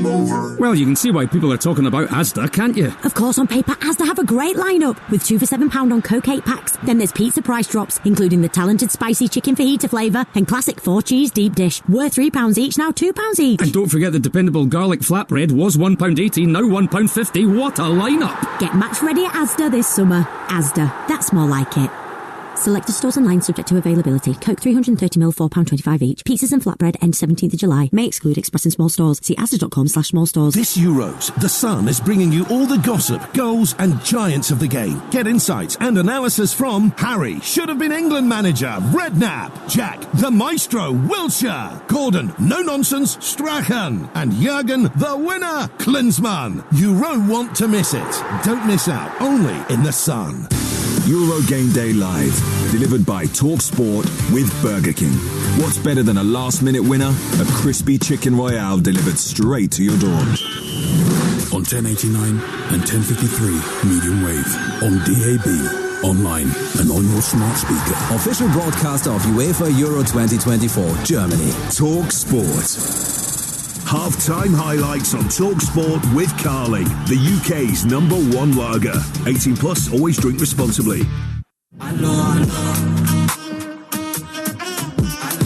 The waiting is over. We're off and underway. Live on Talksport. One of the games of the tournament so far. Here come France. Great ball, Rabiot onto Mbappe. His pace is absolutely rapid, and he's rammed the ball right-footed into the side netting via the touch off the goalkeeper pen. Here's Thuram, edge of the penalty area through to Theo Hernandez. Angle tight, and he whips it right across the face of goal. Only needed a touch. And on the near side, the left is Gregoritsch for Austria. That's a good cross. Sabitzer knocks it down. Baumgartner! It's gone wide! Mbappe driving down the right-hand side. He's skinned Vader. He's whipped it back across. It's an own goal! France score first. It's in or further. Well, if France are the leading cast at this year's Euros, then the opening half of their tournament won't necessarily win them any awards. They gave an incredible chance away to Christoph Baumgartner, who really should have put Austria in front, barring a fantastic save. In the end, a little bit of magic from, yes, you guessed it, that man, Kylian Mbappe, allowed him to cross for Maximilian Wöber to head into his own net, and an own goal from Austria is the difference at the break in Group D, live on Euro Game Day Live here on Talksport. It is France 1, Austria 0. Those were the half-time highlights. Thanks to Carlin. It's 18 plus. Please drink responsibly. Half-time highlights on Talksport with Carling, the UK's #1 lager. 18 plus, always drink responsibly. Well, it's been a day of shock so far here at Euro 2024. Group E saw the Belgians beaten by Slovakia, who won just their third ever match at the Euros. Romania got their biggest win ever at a major tournament as they beat Ukraine by 3-0. But I think it would be the biggest shock of all if Austria can come from a goal down here to beat France. Let's take a look at the latest odds with William Hill. In the Zone on Talksport with William Hill. Prepare for greatness with William Hill. 18 plus, gambleaware.org. Okay, with William Hill, for Austria to come from behind, as I say, to win this game, it is now 14-1. The draw is 9-2. They played pretty well, Austria, I have to say, not the worst. France to go on and win this match is 2-9. Over 2 goals and 9 corners has now been enhanced as well, up to 13-2. That was a look at the latest odds. All thanks to William Hill. Terms and conditions apply. It's 18 plus. BeGambleAware.org. In the Zone on Talksport with William Hill. Prepare for greatness with William Hill. 18 plus, gambleaware.org. There is a little bit of news from today to bring you at Euro 2024 as well. Ryan Porteous looks like he will miss Scotland's remaining, well, he definitely will miss their remaining 2 group games at Euro 2024 after his red card ban was extended. The Watford defender, of course, sent off late in the first half of Friday's 5-1 defeat by Germany. He conceded a penalty with that lunge on Ilkay Gundogan. It was deemed to be a very serious foul play, so he will now be banned for 2 games. Scotland meets Switzerland on Wednesday to end the group phase, as well against Hungary. That game coming on Sunday. Plenty of live action coming for you tomorrow in Group F. The final group to get underway sees history for Georgia. They'll be playing their first match at a European Championship. They take on Turkey. That is on Talksport 2 from 5 p.m. Commentary comes from Adam Bridge and the former England defender Alvin Martin. And then Cristiano Ronaldo is back and ready for a 6th European Championship appearance with Portugal. They'll be taking on the Czech Republic. That's your game here on Talksport tomorrow night. Adrian Durham, Jim Proudfoot, former England captain Stuart Pearce will be with you for that one. Out on the pitch here at Dusseldorf, all of Austria's subs, there's plenty of them. The whole squad, of course, on the bench are out warming up. None of the French players are here. Still, I think in a hot and sultry environment, this could be a dramatic evening. It will just take something from Austria, if they can get themselves on the scoreboard, to change things. And I don't think Ralf Rangnick will be disappointed with that first half. I think the yellow cards are quite possibly a worry, and maybe he will need to make changes in that regard. Verba and Inveda have been given yellow cards in that first half. They're both playing on the left-hand side of Austria's defence. That's going to be targeted by the skills of Ousmane Dembele. If you were him, would you have made those changes early now? Yeah, I think you will. You know, I think that'll be a massive concern. It's so important that you keep everyone on the pitch. You know, I think Austria, still very much in the game. You know, they had really good moments here, good patterns of play, passages, got into the right areas, big opportunities were created. So if they can go through this half, not concede and just be clinical in those moments, but you're right, that'll be a massive concern for Rangnick. Not a knockout game, they don't have to go for it, you know. What would you do? Would you remember, of course, that you're playing against France, who have the ability in their side to go out against the other teams in this group and score a lot of goals? You're certainly in it, Austria. It's a weird thing to say, more of the same, but if you push too much and you start conceding goals, it can be very, very tricky. Well, I don't think, even in the first half, when they had the moments, they weren't pushing too much. You know, I think they were brave in possession. Yeah, they went and hunted it down, but then when they got it, and it's something that they improved, you know, getting those, just keeping possession of the ball, getting those small passes, short passes in, but then they grew into them and started doing it in the right areas. Okay, second half just about ready to get underway. Kylian Mbappe stands on the centre circle here in Dusseldorf, his side, and he had the key moment really as he crossed for an own goal from Maximilian Verba to put France a goal up against Austria. I'll leave you for the second half with former Scotland striker Chris Iwelumo and Talksport's Joe Shennan. Thank you, Hugh. Both sides unchanged for the start of the second half. And France will get us underway, playing from right to left to the end that houses those blue-clad French supporters, so many of them in the replica shirts. France in the white shirt with pinstripes, so the change kit tonight, with blue shorts and white socks. And Austria in red shirts, white shorts and red socks. And Austria playing from left to right here in the Dusseldorf arena towards the two-tiered end where the Austria fans, or the vast majority of them, are gathered.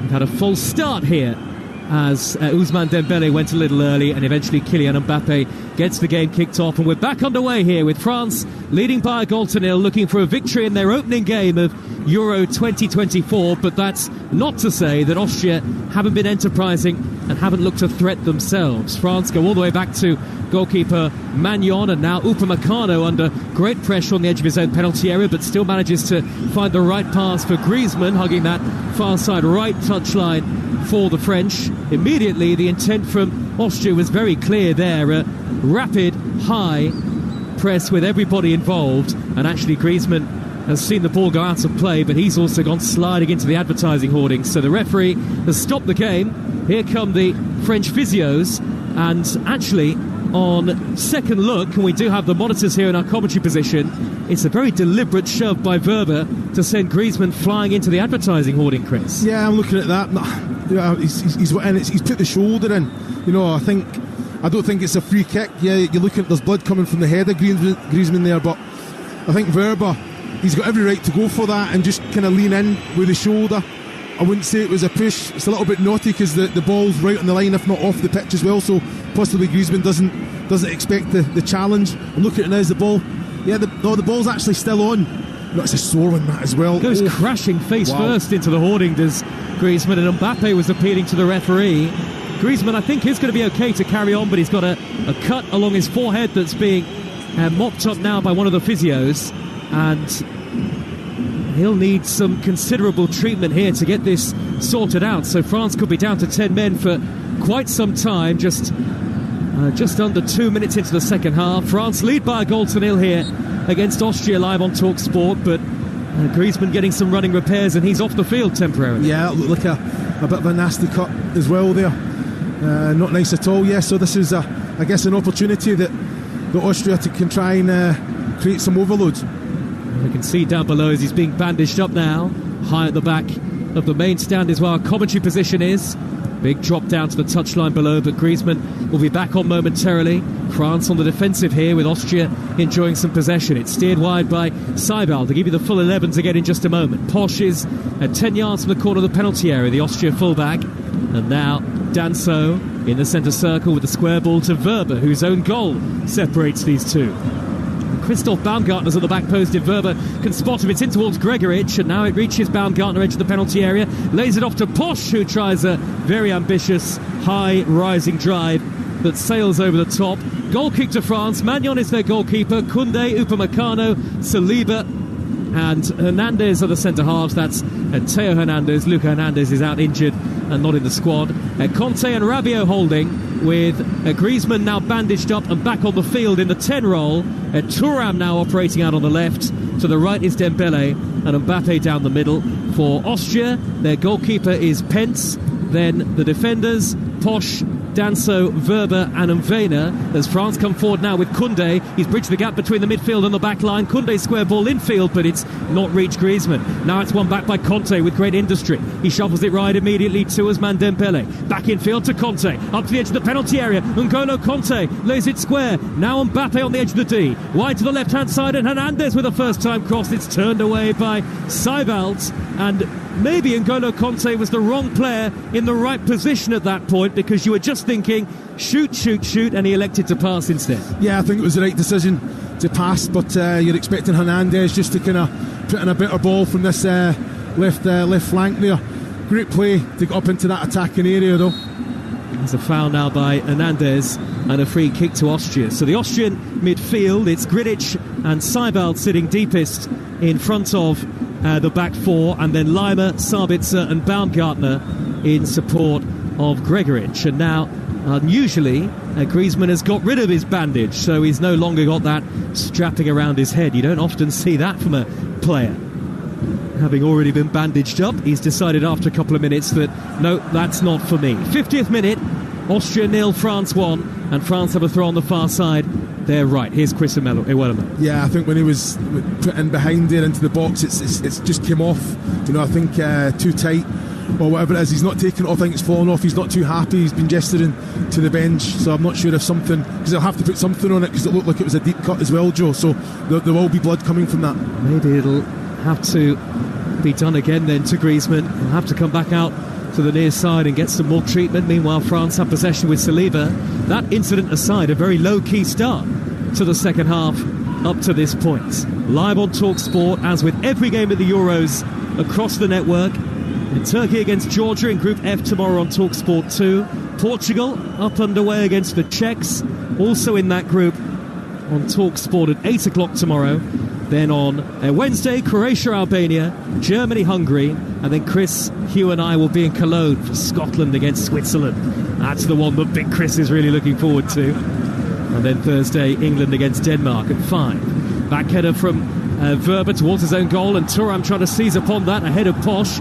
Double deflection on that, and after a long look at it, the referee eventually signals goal kick, much to the disappointment of the French fans behind the goal.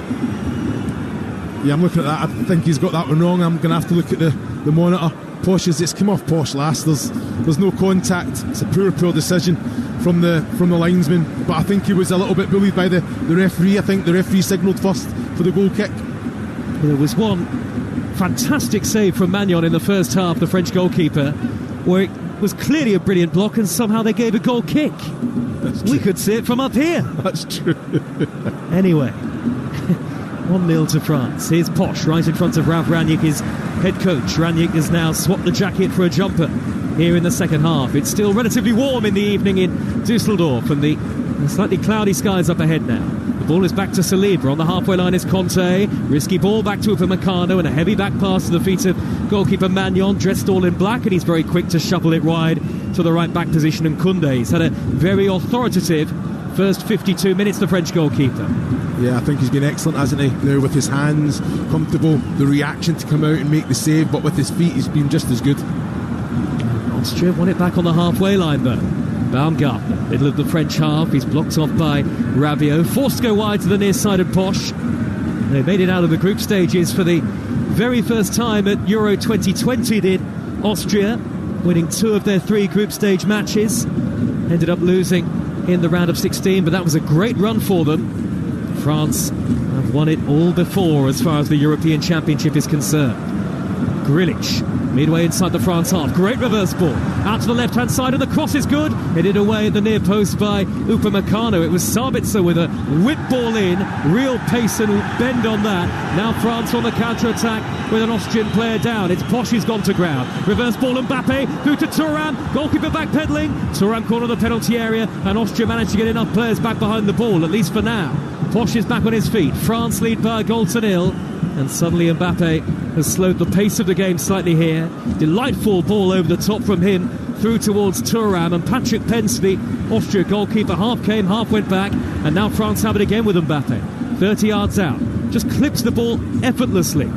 Left to right to find Koundé. He's so elegant on the ball, Mbappe, and then a poor pass by Dembele, overhit, and it's out of play for a goal kick. Well, you called it there in your commentary. I can't believe it's an excellent ball from Mbappe for Thuram in behind. Pence has already come out, he's half and half.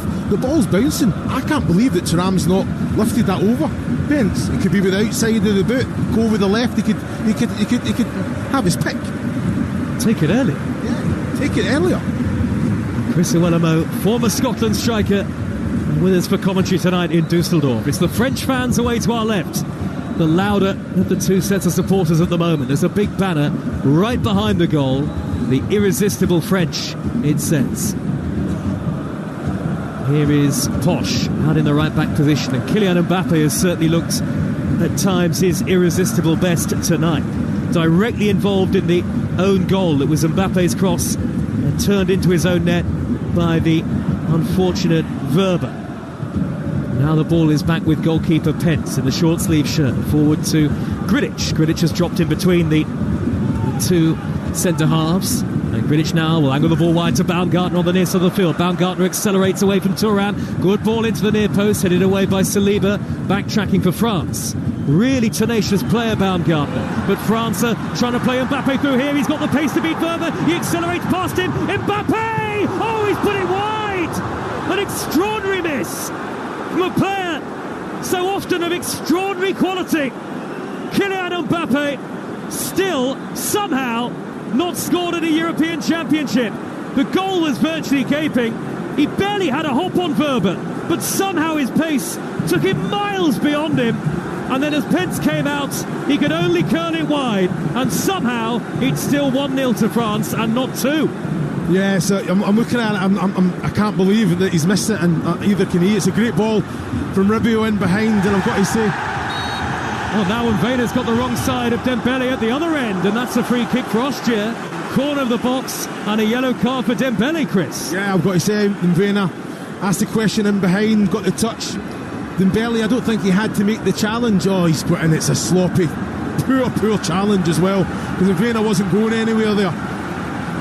On the earlier one, Joe, Mbappe there, he loose left Verber behind, didn't he? He had so much time to think about it, and so much of the goal to aim for as well. That bottom right hand side, just know what he was trying to do, but the ball just wouldn't come back round. Free kick, corner of the box, Austria ends. Sabitzer whips it in, cleared away at the near post. It was, I think, more... It just hit Thuram really before deflecting behind, but Austria win their first corner of the second half. It's Euro 2024, live from inside the stadium on Talksport. These are the international nights that we live for in football. 56 minutes on the clock, a sea of red behind the goal.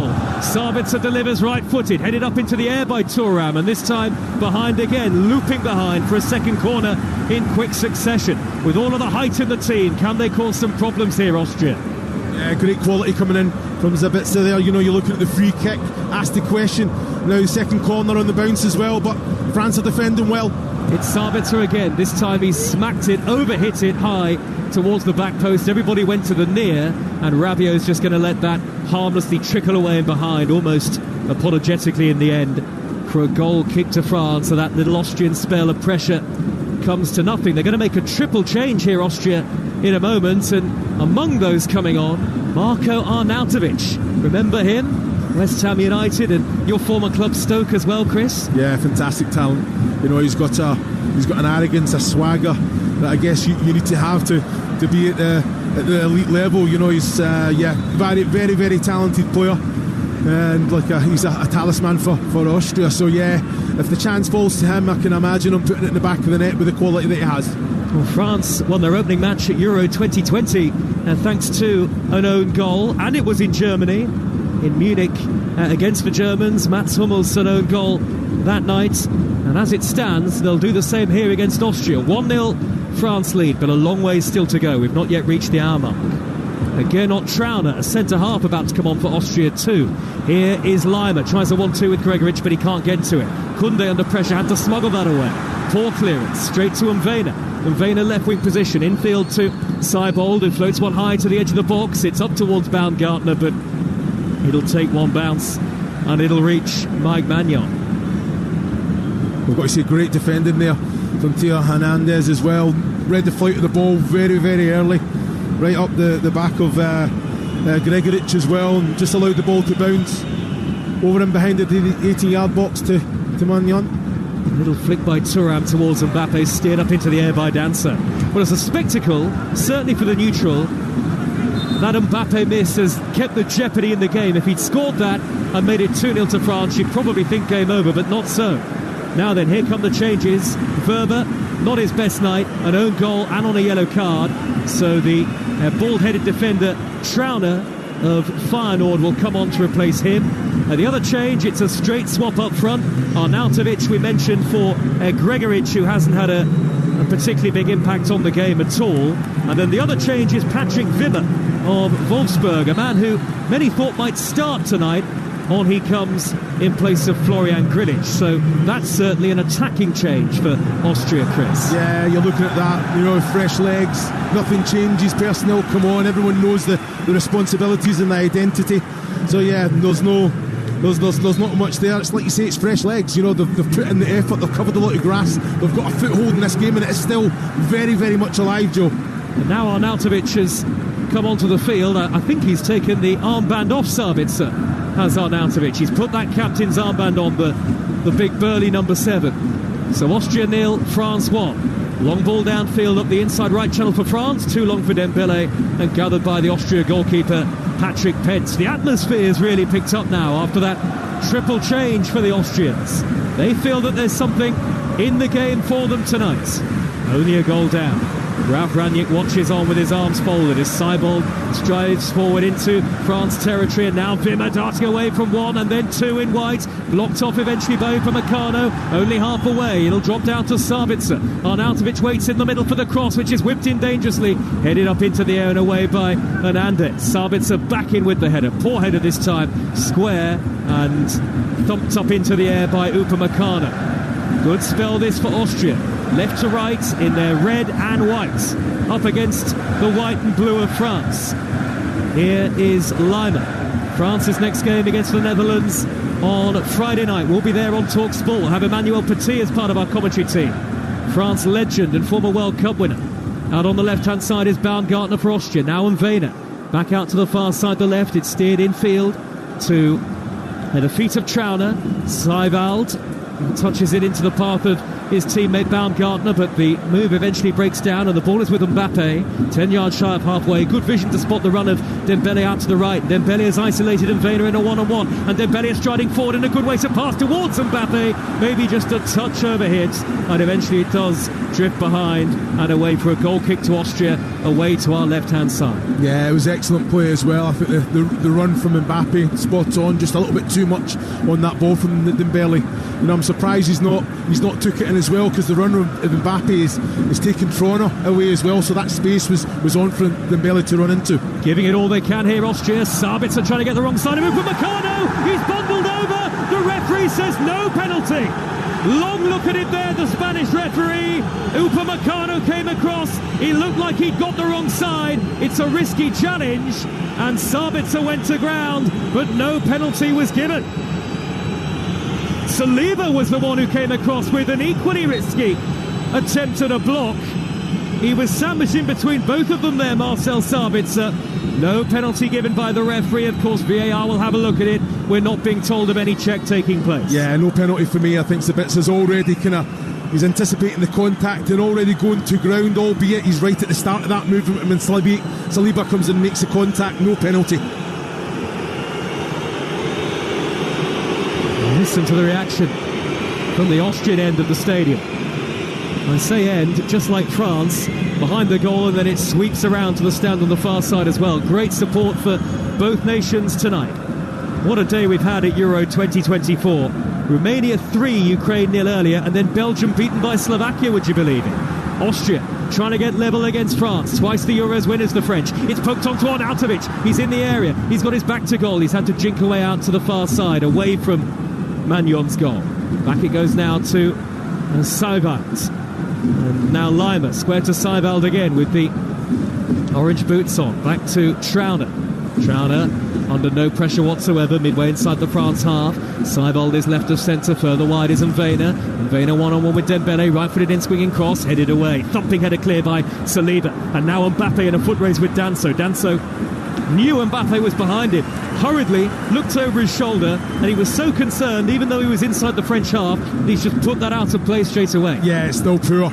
You know, I think he's got to understand he's got to be better on the ball there and just find Posh. You know, Stefan Posh is there, you can see him in the eye, and because he's that fearful that Mbappe's closing in, he just puts the foot through it, out of play, overhits it. Ralf Rangnick said he wanted Austria to be as aggressive as they possibly can. They've certainly done that, but it's France who lead 1-0. Conte sweeping ball out to the right. We're in the 64th minute. Here goes Dembele. Dembele accelerates towards the corner of the penalty area, cuts in field and shoots high over the top. High and well wide in the end as well. You can see exactly what he was trying to do, but in the end the execution wasn't there. Yeah, wrong decision for me. Griezmann makes a little run just across the path, a little reverse one to go and get it back again. Yeah, it was never on target at any point when it left Dembele's foot there. You know, with the quality that he's got coming in, he's even got space to run into. He can take an extra touch towards goal as well there, Joe. Once we're done here, do have your say on the Euro Sports Bar with Jamie O'Hara and Jason Cundy on Talksport. 03717 223344. No doubt looking back on England's win over Serbia last night. Baumgartner left wing position meanwhile for Austria. He's got Koundé backing off him. Baumgartner wriggles clear into the box, and then Koundé slides in, makes a good tackle at the expense of a corner. Baumgartner looking so dangerous, those weaving feet every time he comes forward. Yeah, he has. Yeah, he's a real threat. You know, he's covered a lot of grass as well tonight. But you talked about the defender Koundé there. You know, I thought Baumgartner got the better of him there, but timely challenge, and it had to be as well inside the 18-yard box there, Joe. Well, Arnautovic is attracting the attention of the referee right in front of Magnon, and Saliba at his back. Big chance here for Austria, you feel. Patrick Wimmer now to whip this into the near post. Poor delivery, headed away by the first man, who was Griezmann. 20 minutes into the second half and 1-0 France lead. Dembele has beaten Mvene, and he's played a lovely little flick into the path of N'Golo Conte. Half tackle from Sabitzer, not enough to win it back. Conte surges down the far side the right, waits for runners, scampers in field, then checks back onto his right hand side. Plenty in the middle here for France. Conte hangs it up high, headed away by Dancer. It'll drop down towards Rabiot, who couldn't get enough on it to flick it back towards the penalty area, and thumped up into the sky by Posh. While it's still 1-0 to France, there's a great hope about Austria. They play with a real self-confidence to Austria. No doubt about that. And the French have certainly not had it their own way at all, Chris Iwelumo. But here they come again. Mbappe, great ball to Hernandez in the area, right across goal. Griezmann sliding in, couldn't get there. Now Dembele, they'll have another opportunity. Pull back to Koundé. Shot is blocked by Trauner. Poor effort from Koundé. Defender's strike, really. Nothing behind it. Austria are able to clear, and Austria get away with it there. And now it's driven downfield by Sabitzer. What a game this is. The Euros live on Talksport. There's no better place to be across the course of this summer as France win it back with Saliba. Chris. Yeah, fantastic quality there from France. You know, the ball that got whipped across, Griezmann throws himself at it, gets a slight contact. Dembele does everything right. For Koundé, you're spot on. He has to do better. The connection wasn't great at all, and there was no one near him. He had as much time as he wanted there. Just make sure that connection is spot on. The goal doesn't move, Joe. And now Mbappe, like the great generational player that he is, attacks Posh and then plays a square ball out to the right hand side, and Dembele back in field to N'Golo Conte. Thought about sizing up a shot, threw down the right for Thuram, beaten away by the goalkeeper. Angle was tight, good save nonetheless by Pence. Now Dembele, right hand edge of the box. 1-0 France lead, midway into the second half. Koundé's little toe poke onto Thuram, back out wide, lovely flick to Dembele. He delivers, nobody there to meet it in a white shirt. Cleared away by Danso this time. Now France are having a very good spell, and they look ominously threatening here. Can they get the second goal, Chris, which would seal all 3 points, surely? Well, they're completely in control. You know, I'm just looking at them, just using the ball so well, always got options, always decide to go forward. You know, and this is against a very well organised Austria side, but they just find those little pockets, don't they? The movement, the rotations are spot on. Well, we hope, Chris, it's as exciting on Wednesday night in Cologne as Scotland against Switzerland. Well, we're going to see a reaction for sure. You've got to think so, surely. We were dumbfounded by the opening night performance from the Scots. Live on Talksport against Switzerland on Wednesday. Thuram's heavy touch midway inside his own half, not had a great impact in the game. Now Lima flicks it over the head of Saliba, but there's N'Golo Kanté tracking back to make the crucial intervention, just as though Lima looked as though he'd beaten Saliba. He's lost nothing, N'Golo Kanté. Yes, he may no longer be playing football in a top league, but in terms of his quality on the pitch tonight, on and off the ball, Kanté, as ever, has justified his position. There was never really any doubt in that, I don't think. Oh, but Baumgartner has eluded the defender Koundé. Inside left channel, Koundé tracks back effectively enough, did very well, smuggles it away. That'll be a throw to Austria. Still a lot of jeopardy in the game. 1-0 France. Yeah, excellent little touch from Baumgartner there. He's just got away from Koundé, kind of rolled his man, got round the other side of him, driving in the box. Koundé is defensive. He got back there into position fantastically well, got his body between ball and man, defended it very, very well. Posh, the right back, infield from the near side for Austria. France will make a double change shortly. Arnautovic back to goal, holds up play effectively enough. He's rolled the ball towards the edge of the penalty area. Koundé has beaten Baumgartner to it. No great mobility or pace for Arnautovic, but we knew that was the case anyway. And for France, it'll be Kolo Muani and Camavinga to come on. You remember Kolo Muani missed that glorious chance to win the World Cup in extra time in Qatar, so maybe a point to prove for Randall Kolo Muani, who knows Germany well. He has played in the Bundesliga before. Saliba trots towards halfway for France, rolls the ball out to the near side, right in between the two dugouts where Hernandez is waiting. Mbappe eludes the challenge of Patrick Wimmer, then lays another square ball infield towards the centre circle where Hernandez was waiting. Saliba across to Dayo Upamecano, and now Koundé in the right back position. Koundé tries to drive it upfield, charged down by Baumgartner. I have to say, it's been a very entertaining contest this, and now we have the French changes. First of the game for them, Kolo Muani for Dembele, who is on a yellow card, and Camavinga. Well, you'd expect this to be a midfield alteration, surely. His first appearance at a European Championship, Eduardo Camavinga, and indeed Rabiot is the man who's coming off. Likewise, first appearance at the Euros for Kolo Muani. What do you make of those changes? Yeah, like you say, light for light coming on. You know, nothing changes. You know, the identity's there. The players understand it, but just fresh legs, and they're not any weaker, are they? The quality and depth that the French team have is outstanding. It's not bad, is it?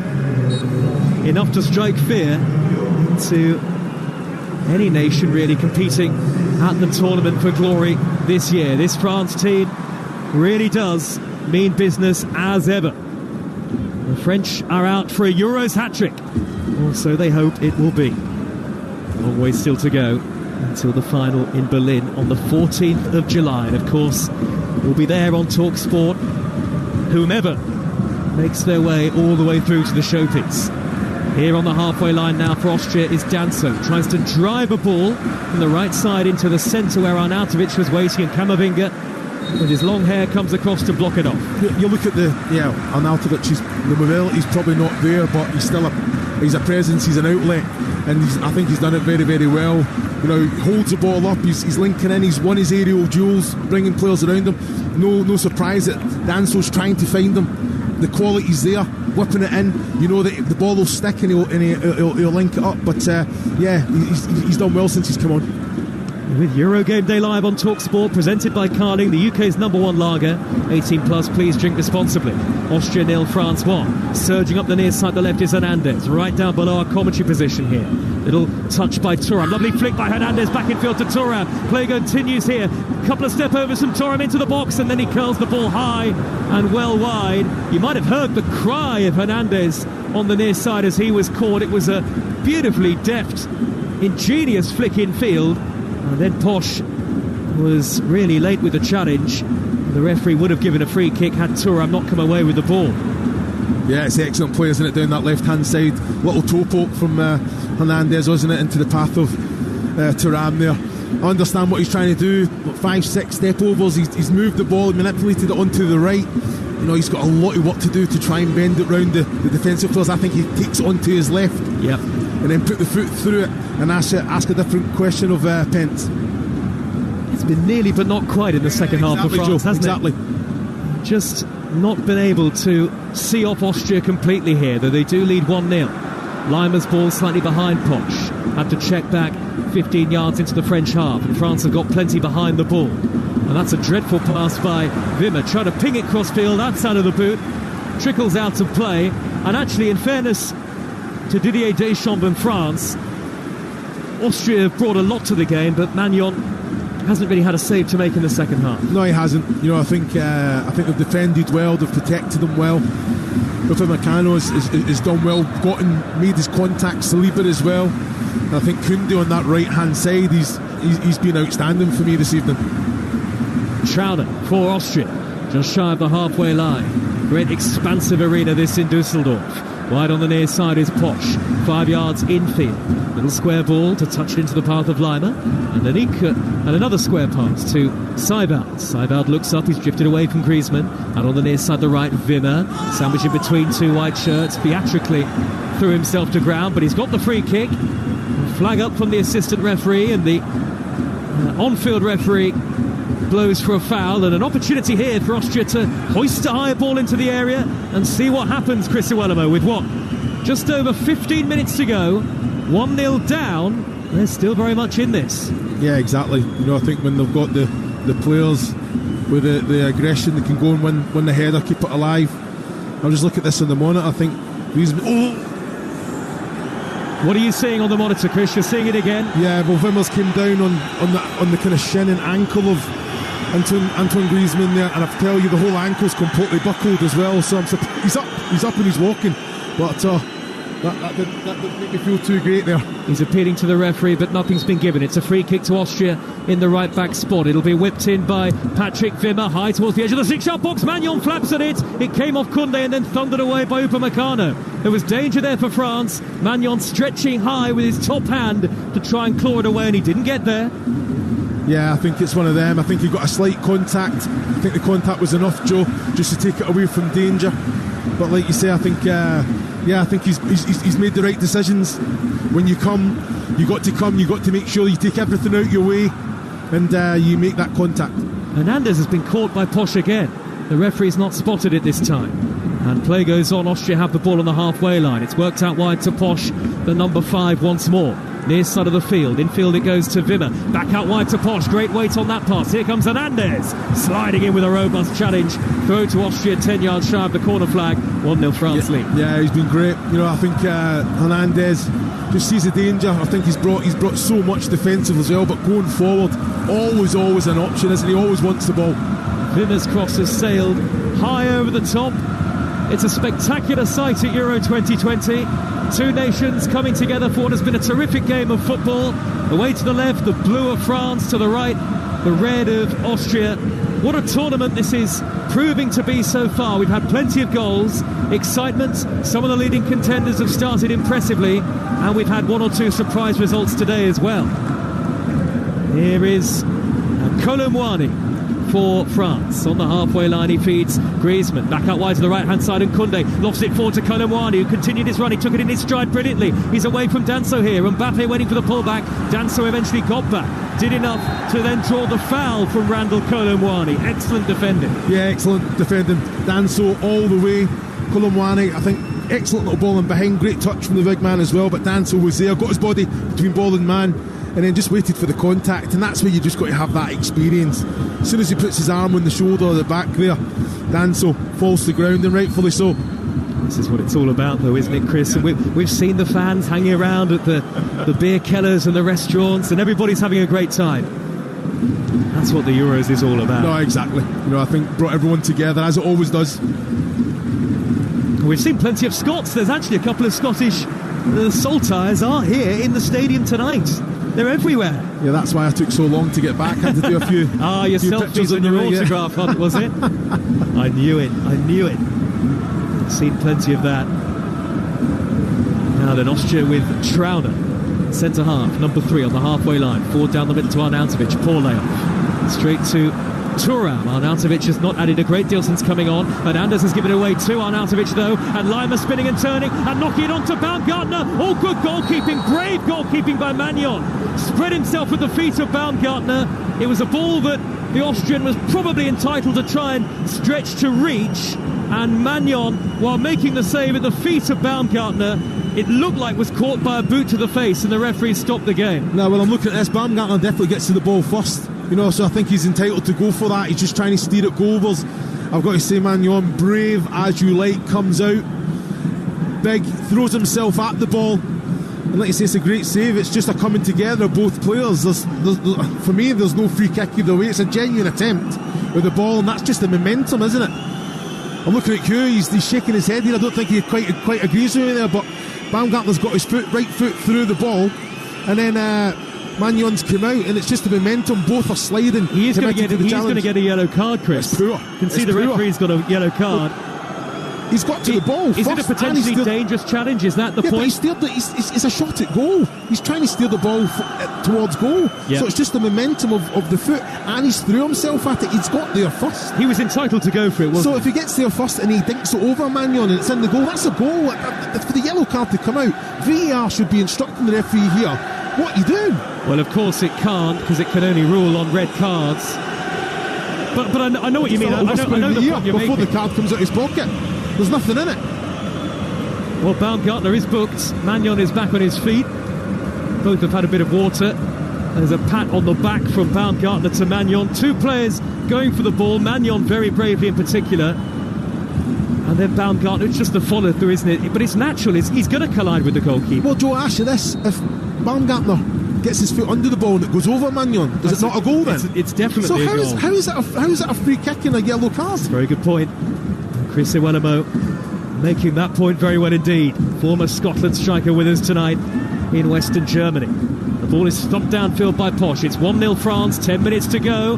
Koundé backpedaling, just about got away from Sabitzer. It spun off his head, and Koundé able to regain possession. Here he is again, the right back. Some have said that might be a problem area for France, but not necessarily on this evidence tonight. N'Golo Kanté seems forever to be first to every 50-50, and he's won France a throw midway inside the Austria half on the far side of the stadium. Yeah, well, I think Koundé's shown that he's right up for the challenge. Little race with himself and Sabitzer there, and you're thinking he's going to go back to Magnon in the French goal, but he just heads up.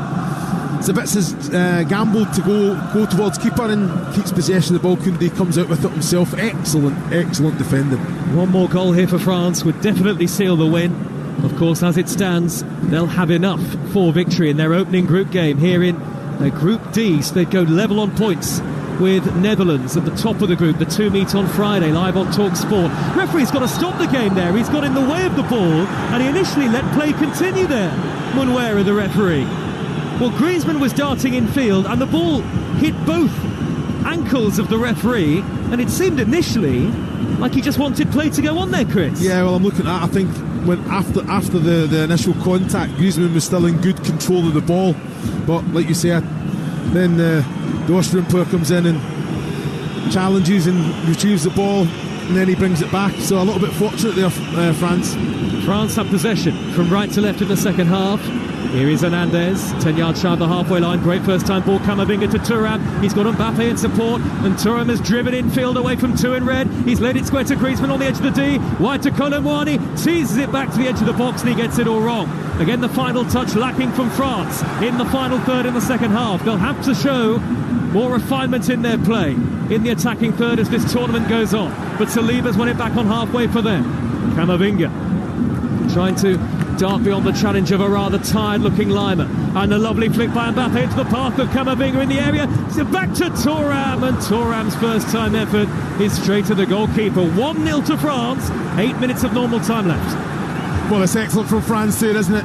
Looking at Camavinga and Mbappe linking up. The little cut back to Thuram as well. On goal, easy one for Pence to collect. Well, the atmosphere is continuing to really bubble up, isn't it, here in Dusseldorf? The Austrian fans, you get the sense they believe if they can just create one chance, there's a point in this game for them. Well, I think France are overcommitting as well. A lot of players bombing forward. And like you say, Pence has released Austria on a couple of occasions where they've got the numerical advantage as well. So it's, that one moment, there's still plenty of time for that one special moment to come for Austria. Well, this free kick that Austria have now got, it's pretty central, slightly to the right of centre as we look at it, and midway inside the France half. So Mvena, the left back, has come across here, maybe to try and find a bit more angle on it, and it's teed short in the end to Sabitzer, who delivers, headed away by Camavinga. It was hoisted up towards Posch, who was forward, and now Kolo Muani trying to lead a France counter-attack. Mbappe the only man up with it. Kolo Muani has switched the play delightfully, right to left to Mbappe. He's brought it down 10 yards from the corner flag on the near side of the field. The defender's backing off him. Mbappe half nutmegs Lima and is then blocked off, and the referee is Mbappe goes down, awards the free kick, and that'll be a yellow card for Lima, who cannot believe it. And there are Austria fans near our commentary position who are screaming at the referee out of their seats. Well, I'm looking at that there. It is a free kick. Limer's put his hand in the face. If anything, it scratched him right down his face. It's not a nice one. Yeah, Mbappe's put the ball through his legs there, but that's not nice at all. And rightfully so, a yellow card comes out. Well, they don't seem to be overly committing players forward here, France. As I say that, belatedly, Koundé and Upamecano are forward. Kolo Muani, Thuram and Mbappe are there as well. Lele Bleu is the chant from behind the goal to our left. France 1-0 up on Austria with 6 minutes to go on Talksport. 6 minutes of normal time here. Griezmann, hands on hips. Is he just going to dink this in left-footed? He does, headed down by Mbappe, blocked off. And he's gone down again as Kylian Mbappe, as Lima steers the ball upfield. Saliba beaten to it by Wimmer. Wimmer trying to drive beyond Conte. Conte comes across, and there he is again. N'Golo Conte, 33 years old, still top class to come across and clear it away. And then Thuram juggled the ball over the head of Posch on the counter, but the referees had to stop it because Mbappe's still down. What about that for energy and determination and quality from N'Golo Conte? Yeah, it's fantastic. Again, just shows you, seeing the danger. Wimmer's break, getting in behind, getting away from his opposition player. I'm looking at that one on the monitor. It's a slow one there from Mbappe. But like you say, comes across, nullifies the danger, and then keeps possession of the ball as well. He was caught by Danso Well, he wasn't caught by Danso. His head went into Danso, and he might have hurt his nose here, Mbappe. He's being treated inside the penalty area. Always a worrying moment for France whenever Mbappe goes to ground and doesn't very quickly get up. He's got two physios on either side of him. A Euro Sports Bar coming next once we're done here in Western Germany. 03717 222344 to have your say on Talksport. We've got the Premier League fixture release date tomorrow from 9 o'clock in the morning live with us. Can you believe it? It's the release date for the Premier League fixtures tomorrow.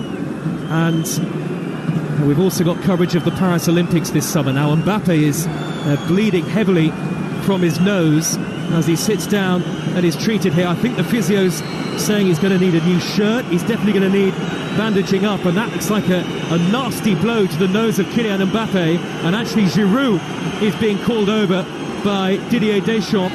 And is Mbappe going to have to be substituted before the end of the game here due to injury? Yeah, I think so. I think he'll be a little bit dazed as well. It was a heavy blow, and the nose is there's a lot of blood there as well. Yeah, so no surprise that the changes are going to be made there.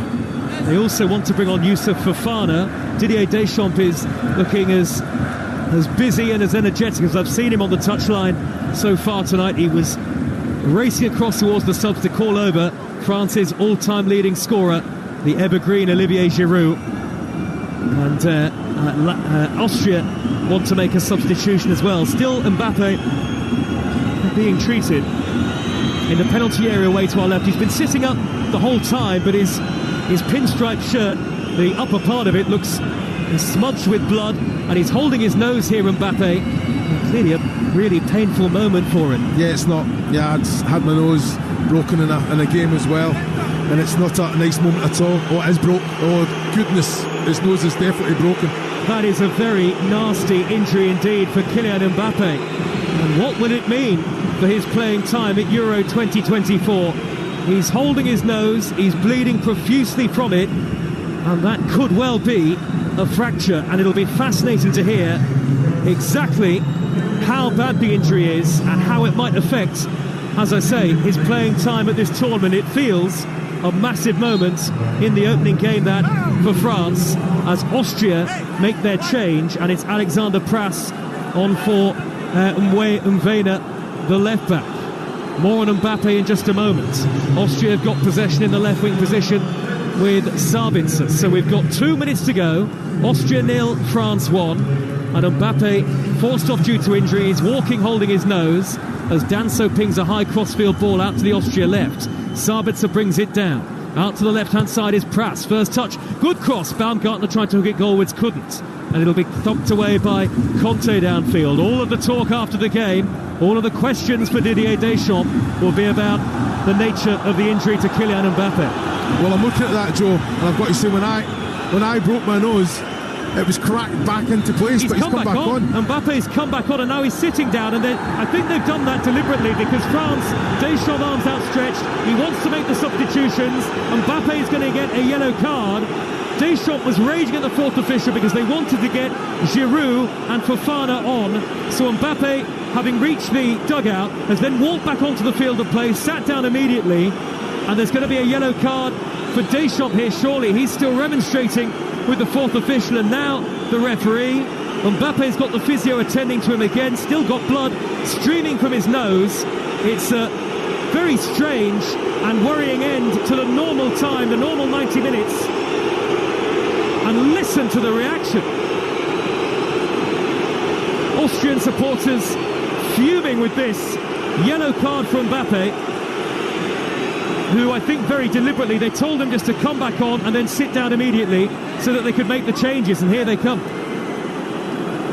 Yeah, I'm looking at that there. He was instructed to do exactly that, but what I'm in shock is his nose is out of place, and I can't believe it's not been put like the physio, the doctor's got to set that straight away.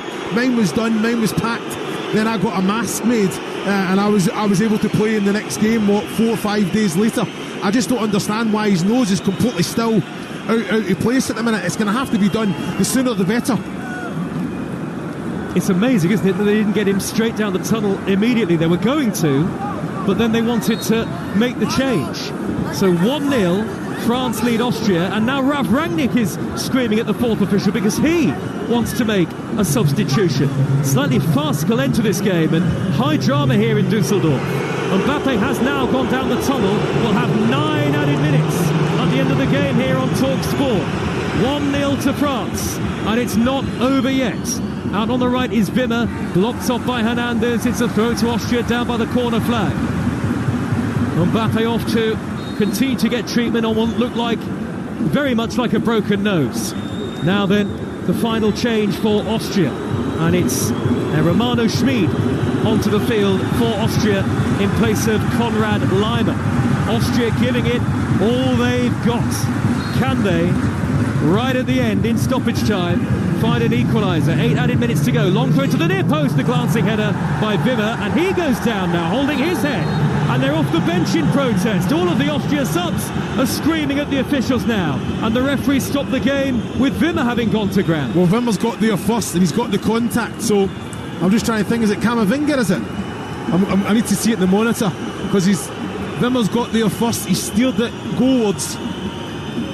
No, it's just a coming together again off the shoulder of Hernandez. It was Wimmer. That's a sore one as well. Almost exactly the same motion and momentum that Mbappe had when he collided with Danso, and Mbappe had to come off. So it's 1-0 to France still. Nearly 2 minutes into the 9 added at the end of a dramatic game here, dramatic second half. Ultimately, the own goal from Verba looks like it'll be enough for the French, who've brought on Youssouf Fofana into the game, as well as Olivier Giroud. Fofana has replaced Antoine Griezmann, who had a cut to the head, remember, earlier on in the half. Now then, here is Thuram in the left-back position, blocked off by Posch. Now here come Austria on the attack. The opportunity for Schmid to roll the ball up the middle. It's cleared away by Saliba. Thumping header downfield by Kevin Danso towards Patrick Wimmer. He's trying to get the wrong side of Hernandez, and Hernandez in the left-back position has only got it half away. Schmid is there. Not beyond Hernandez this time, who stands tall and strong. Bouncing up over halfway. Giroud running after it. He's tripped by Danso, and a clear trip. It'll be a yellow card for Danso. He's not, because he's not been booked up until now. Yellow card for Danso is his first of the night. We are 3 minutes into the 9 added, and it's 1-0 to France. I'm sure France would have loved to have seen him go off, but no, not yet. He's just been booked. Right, again, Giroud just got in behind there and done what a good striker should do, just cut across the path. Danso doesn't really know a lot about it, just trying to start running race, and just a little clip of the heels is enough. France take the free kick short. They go back to the halfway line. They've got to see out 6 added minutes. Sports Bar comes next on Talksport, and then our Euro 2024 commentaries continue tomorrow. High ball up towards Giroud. He's nodded it back towards Fofana. It was about 10 yards from the edge of the penalty area, but Austria have smuggled it away. Now it's won back by Camavinga on the halfway line. Well, France, so often renowned for their swashbuckling and enterprising play, have had to dig in at times in this second half here. Their captain has gone off injured, Mbappe. Now Hernandez touches it onto Fofana, breaking between the lines and steering it wide into the path of Randall Kolo Muani. Only really Giroud in the middle. Kolo Muani hasn't poked it into the path of Koundé.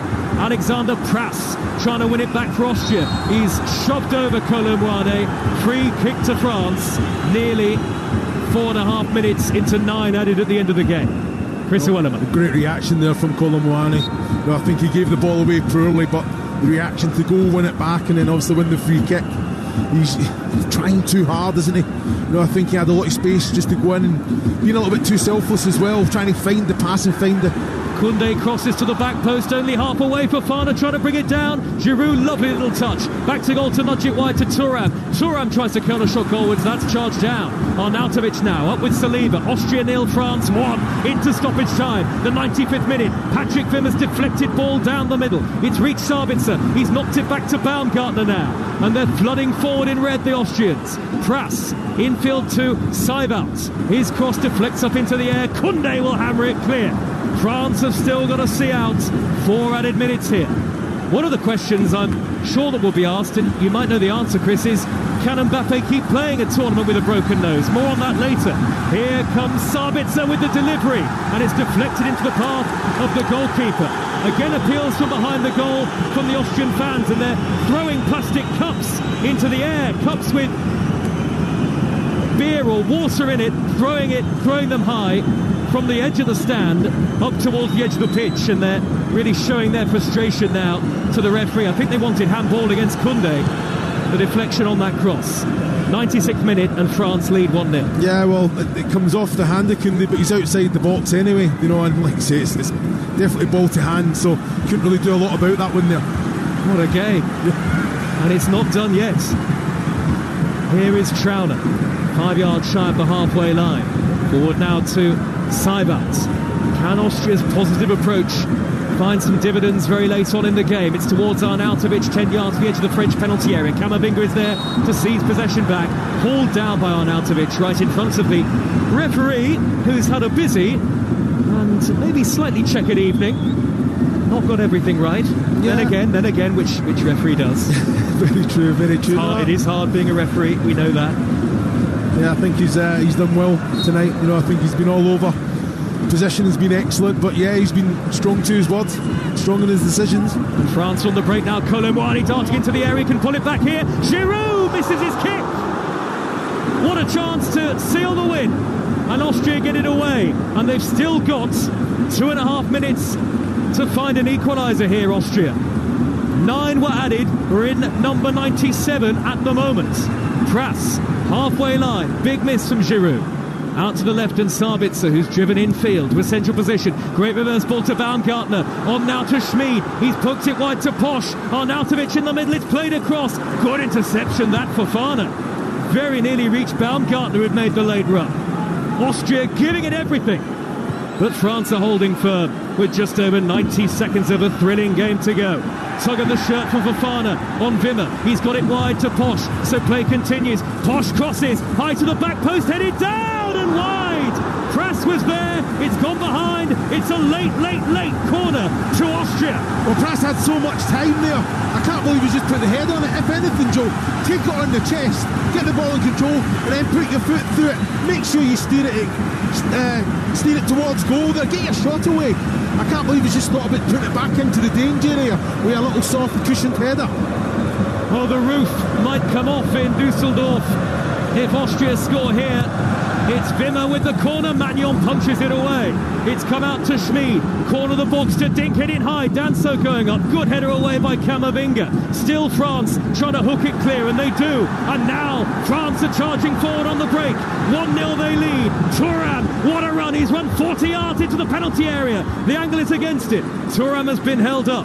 Thuram holds the ball right down by the dead ball line. We're into the last 45 seconds here. And an object's been thrown onto the pitch. A small object towards Thuram. Didn't get anywhere near him, thankfully. Little flick by Thuram into the path of N'Golo Conte, who for once loses possession to Seibert. His ball in field. Austria have got about 30 seconds, I make it. 1-0 down to try and find an equaliser. The players on the bench are out to the edge of the touchline to urge them on. Sabitzer. Near side the right, Seibald in the middle, so to Arnautovic, but the pass is intercepted by Camavinga. The assistant referee flags. It's a French free kick, and the cheers from the end away to our left tell us that les Bleus are nearly there. Well, I think it was the wrong pass from there, Sabitzer there. I think he's got to put that one into the box. That's where all the Austrian shots are. And France start a bid for a Euros hat-trick with victory here in Dusseldorf. But not without incidents. Boos and whistles from the Austrian fans on Max Verber own goal in the first half, enough to give France a very slender victory. But much of the talk after the game here will be about Kylian Mbappe, who left the field with just a few minutes to play with what looked like a very nasty injury. Looked like a broken nose. He was bleeding profusely, Mbappe, and as he trudged down the tunnel, a lot of French concerns immediately will have turned to the fitness and the prognosis for the rest of the tournament of their talismanic captain, one of the world's greatest players. Mbappe before that should have scored his first ever European Championship goal, but could only curl wide with the goal gaping. Austria gave it absolutely everything, but when they did threaten, Mike Magnon, the France goalkeeper, was equal to it. You can see what it means to France, because Didier Deschamps, the second the whistle went, pumped his fists in celebration, and the French flag, le tricolore, is being waved hundreds of flags away to our left-hand side, which signals what a big win this is for France. They are off and running at Euro 2024, and they're dancing, the French, away to our left-hand side. Austria 0, France 1. And I'm surprised every team gets a song at the European Championship after they win a game, which is played. Sweet Caroline played after England's win. That song shows you the impact of Will Griggs on Fire during Euro 2016, because that's become the anthem of the French. And I'll be honest, the fans are probably more delighted than the players are out on that pitch, because the players know that they've been in a real war there. It's a game that felt, again, another opening group game that felt like a knockout game at Euro 2024, because you see the disappointment of the Austria players as if they're almost going home. I mean, guys, that was a fantastic performance. You got 2 more games, and believe me, if Austria play like that in their upcoming matches, they will be in the knockout stages of Euro 2024. I think they've shown a lot of teams how you can get a bit of joy against the French, but they have also shown us tonight, the French, just how good they can be at more than one aspect, as now fans run onto the pitch and security in their dozens as someone tries to get a picture with Antoine Griezmann. Good response there, although he did make it as far as the Frenchman. The Frenchman, Griezmann, not deterred, punching his fists in the air. But it will all come back to what looked like a horrendous facial injury for Kylian Mbappe. Looked like he caught a left cross from Alexander Usyk. His nose was smashed across his face. He was in a lot of pain. I don't think it's going to end this tournament, but it might curtail his involvement for the next couple of weeks, Chris. Yeah, I have to say, I agree with that. You know, I guess that'll be getting sorted right now, you know, depending how serious it is. Yeah, that's a disappointing one. A tournament where I think he's came here, you know, he's got a few wrongs to put right from the last tournament 3 years ago, so he'll be disappointed. He wanted to make an impact. He's shown real quality tonight. Now he's took a sore one, didn't want to come off. You know, I think he was arguing his case. He wanted to stay involved, but that's going to need medical attention for sure. Yeah, he's probably getting his nose reset as we speak. He won't lose his good looks, I'm sure. He'll get something to tell the grandkids about, I'm sure, because it was a very heavy blow on the shoulder of Kevin Danso. Aside from Mbappe's involvement, what can Didier Deschamps take forward in terms of the positive parts of France's game? No, well, you're looking at that I guess that issue at right back. I think Jules Koundé has been outstanding tonight, defensively more so. Had an opportunity to get a shot away, poor connection, but they controlled the game. You know, the Camavinga coming on, the Rubio in there, N'Golo Kante tonight. Talk to me about his performance, the distance he's covered, how he nullifies the danger, but still an attacking threat as well when he gets into those areas. Dembele down the right hand side's unplayable when he's at it, you know. And the biggest one for me is Theo Hernandez, up and down. Yeah. Now what he brings, energy, defensively sound, does his job as well, all over the. And this one here, Magnon. Yeah. No, he's been outstanding. It's a fantastic France squad, you have to say. Isn't it? But I want to give credit to Ralf Rangnick. The Austria players down at the end, the fans absolutely superb throughout the evening. So were their team.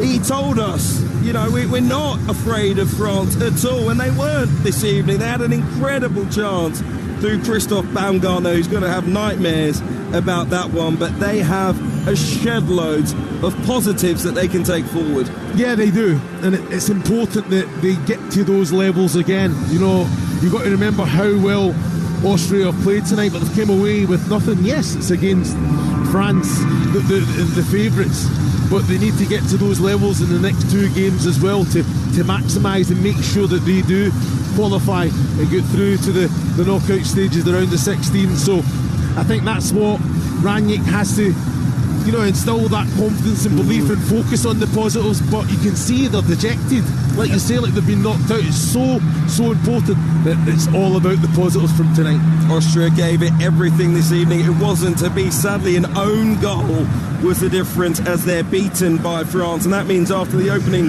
group matches in Group C, the Netherlands are top from France on goals scored, both with 3 points. Poland third on goals scored ahead of Austria, both on 0 points. Both in action on Friday. Poland against Austria, live on Talksport at 5 p.m. Chris, we will be at the Netherlands against France Friday night, 8 o'clock kickoff live here on Talksport. Will be a fantastic occasion. But up next, let's look ahead to the King performance. That's all thanks to Burger King. King Performance on Talksport with Burger King. Bring home the ultimate food satisfaction with the Gourmet King's Barbecue Steakhouse Angus. Order your Burger King delivery now. Well, Chris, I think I know who you're going to go for. He's moved to Saudi Arabia. Question marks over whether he still had it. Unbelievable. Well, he's answered that, hasn't he? He's covered every single blade of grass this evening. I think been outstanding with and without the ball, defensively sound, but again he ticks all the boxes. N'Golo Kante for me. N'Golo Kante, our King performance pick in association with Burger King.